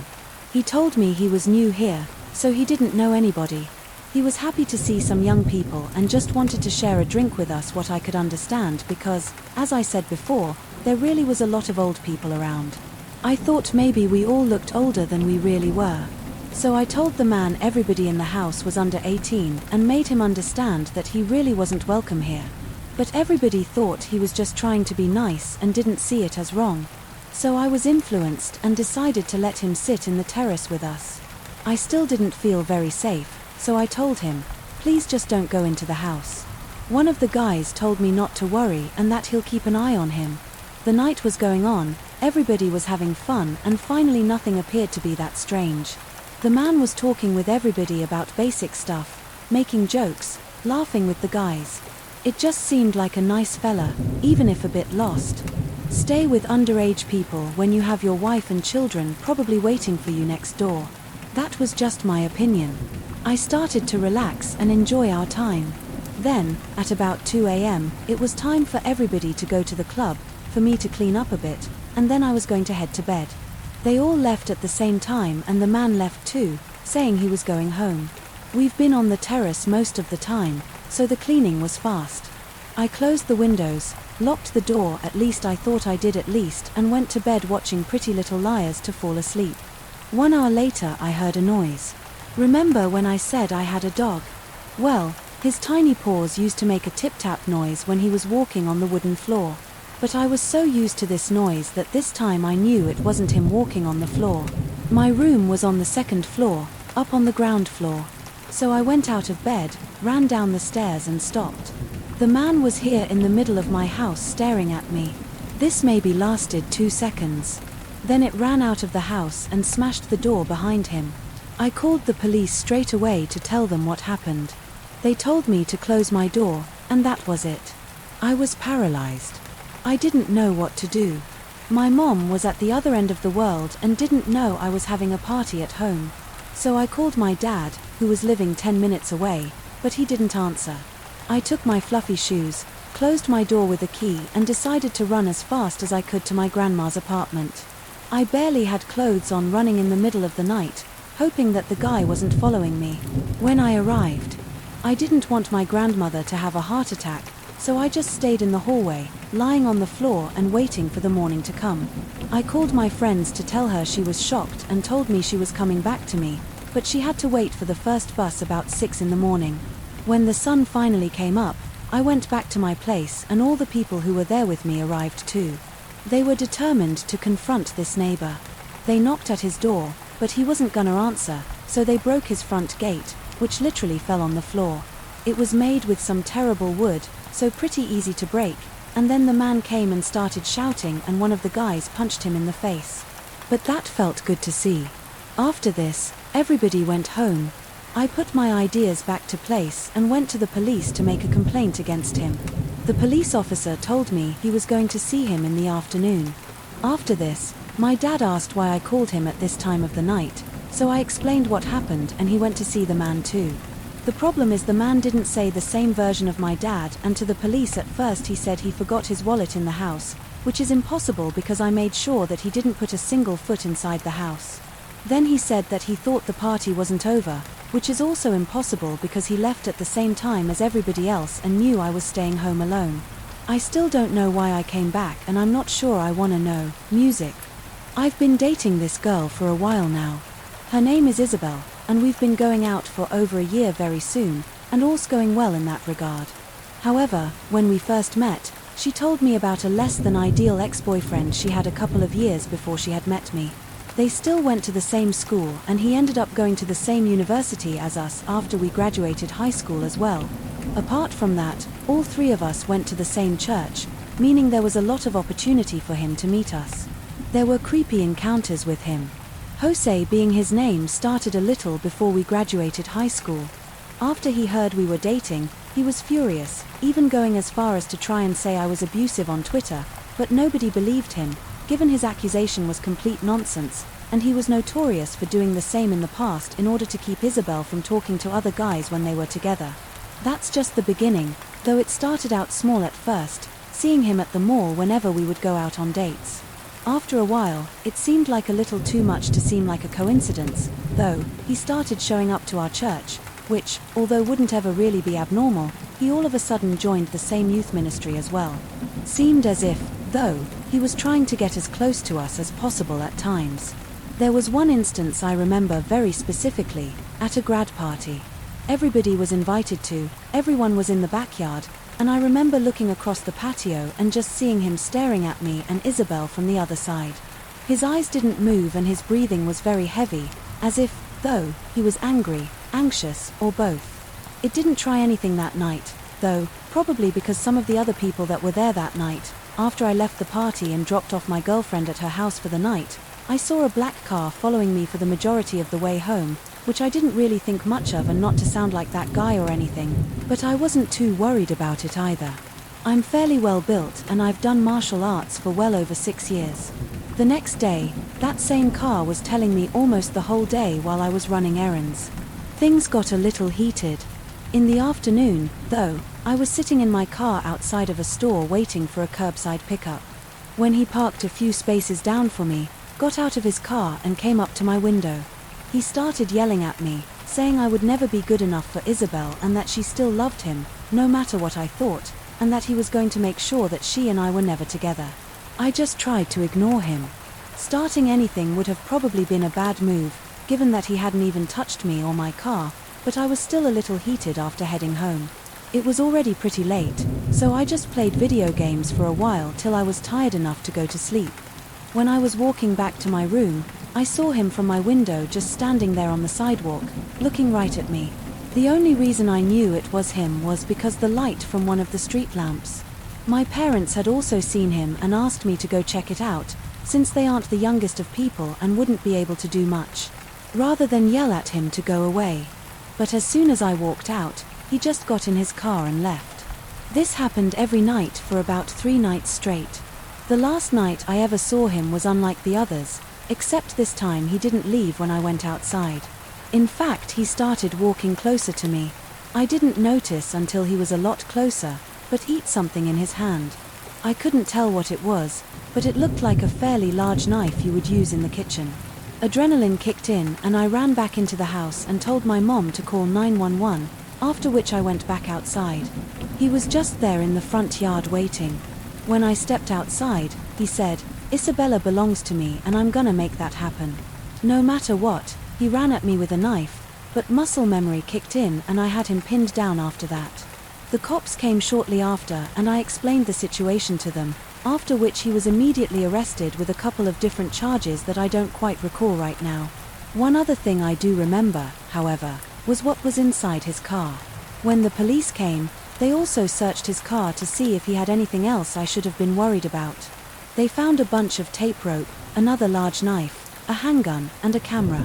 I don't know what was going on through his head, but I could at least guess from that kit that he had in his back seat that he planned on hurting me in some way and recording it. I hate to think of what would have happened if he had tried to come into the house while everyone was asleep, but I'm glad that he was arrested for what he did or planned to do anyways. Music. Foreign, a block of flats. It's a bit of a rough area, in my opinion, which occasionally has some sketchy characters going about. There are 2 buildings, and one of them is a washroom where the residents all go to use the washing and drying facilities. I'm a 31-year-old woman and I use these facilities not often as I'd like, because more often when I go, the same guy just keeps reappearing. The washroom is usually busy. It can take a few visits to go at a time when a machine is not in use. Despite that, it's very rare to ever see anybody in there. There's no one person I've ever seen in there twice, except the man who's always washing his teddies. The first few times I saw him, he didn't say much. It looks like someone you'd give a wide berth. He has visible twitches and possible learning difficulties, didn't usually say anything until one time, after a few run-ins, when he took his teddy out of the machine, held it up like Mr. Bean and said hello to me through the teddy. I can't exactly remember my reaction. I know that when I responded, I tried to be as nice as possible, considering he probably has learning difficulties and could need a special approach by now. I've lived here for over 2 years and he's the only person who keeps reoccurring in the washroom, and this time I'm in there before he is and he's standing at the door. I try to make polite conversation as I'm busy doing my laundry while he stood at the door with his full attention on me. When he speaks, he sounds normal. His tone and demeanor is different than the way he normally is. It talks about how awful lockdown is, tells me where he works and that he still has to work. You know, normal stuff. After a moment had passed, he quite firmly, in an irritated tone, says, "I'm just trying to be socially distant." I apologize and give him plenty of room to get by. He goes to his machine beside me and takes out a teddy from his laundry and again, like before, speaks through his teddy. I was about done filling the machine at this point and told him to take care of himself and left feeling very rattled by the strange change in character from the man who spends all his time washing his teddies. When I returned to the washroom to put my clothes in the dryer, I'd taken my time to return, maybe 2 hours or so. I didn't want to run into the guy again by going back at the same time as him. However, when I got there, someone had been in before me and removed my clothes. They had been thrown all down the back of the washer, definitely not accidentally, and this really freaked me out. I picked it all back up, threw it in the dryer and rushed back to my flat and told my boyfriend what had happened. He told me not to go back tonight and then he'd go to finish it off. However, he just started cooking, so it was a long time before he returned. When he went to the dryer, I'd put our clothes in. They too had been removed and thrown all down the backs of the dryers. Nothing else in the washroom had been tampered with, and to me this said that I was targeted the first instance. I thought that maybe someone had a bad day, but with hours between my moves and my clothes being targeted, I felt directly threatened. I know this could be coincidence, it could be nothing, but my instincts tell me something more. Sinister could be going on and could have been going on for a long time with no real evidence. I can't raise an alarm with the police, but I am very scared. I'm going to continue documenting this. But what do you think? Next story. I was 14 when this happened and I was with my best friend, Holly, who was 17. We were both very small ladies and obviously at the time, very young. It was a Friday night and Holly and I were at her friend's place for a little get-together.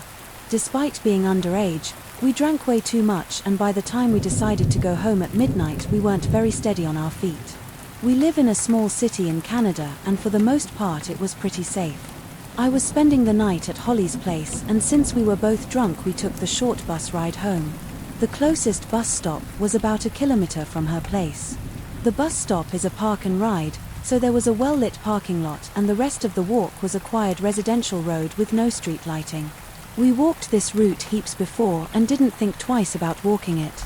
On this particular night we got off the bus most still drunk and enjoying our walk back to hers.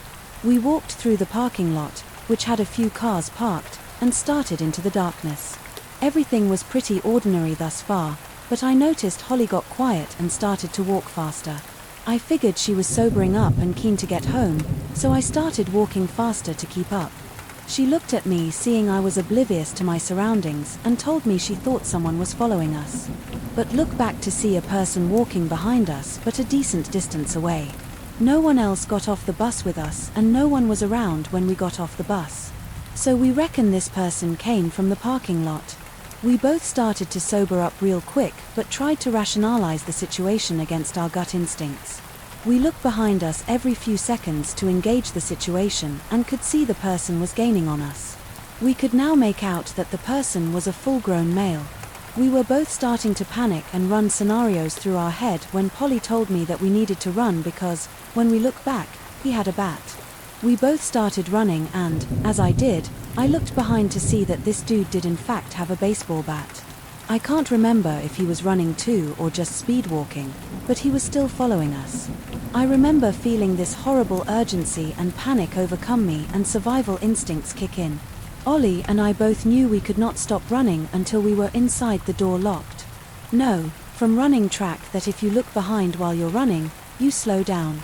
Against all my instincts, I didn't look behind me, and after what seemed like ages, we made it home. We ran into the house shaking and crying, and luckily Holly's dad was awake. We told him what happened and he had us call the cops while he got in his car. He wanted to drive around the road to see if he could find the dude and get a better description for the police, but he didn't see him. I'm not sure when we lost him or if he followed us all the way home, but nothing ever came of this situation. It's now been over 10 years since this went down, and I try not to think about what could have happened, but the thought of a grown man waiting inside of his car with a baseball bat for vulnerable people to walk by gives me goosebumps. Hey friends, thanks for listening. Click that notification bell to be alerted of all future narrations. I release new videos every day at 3 p.m. Eastern Standard Time.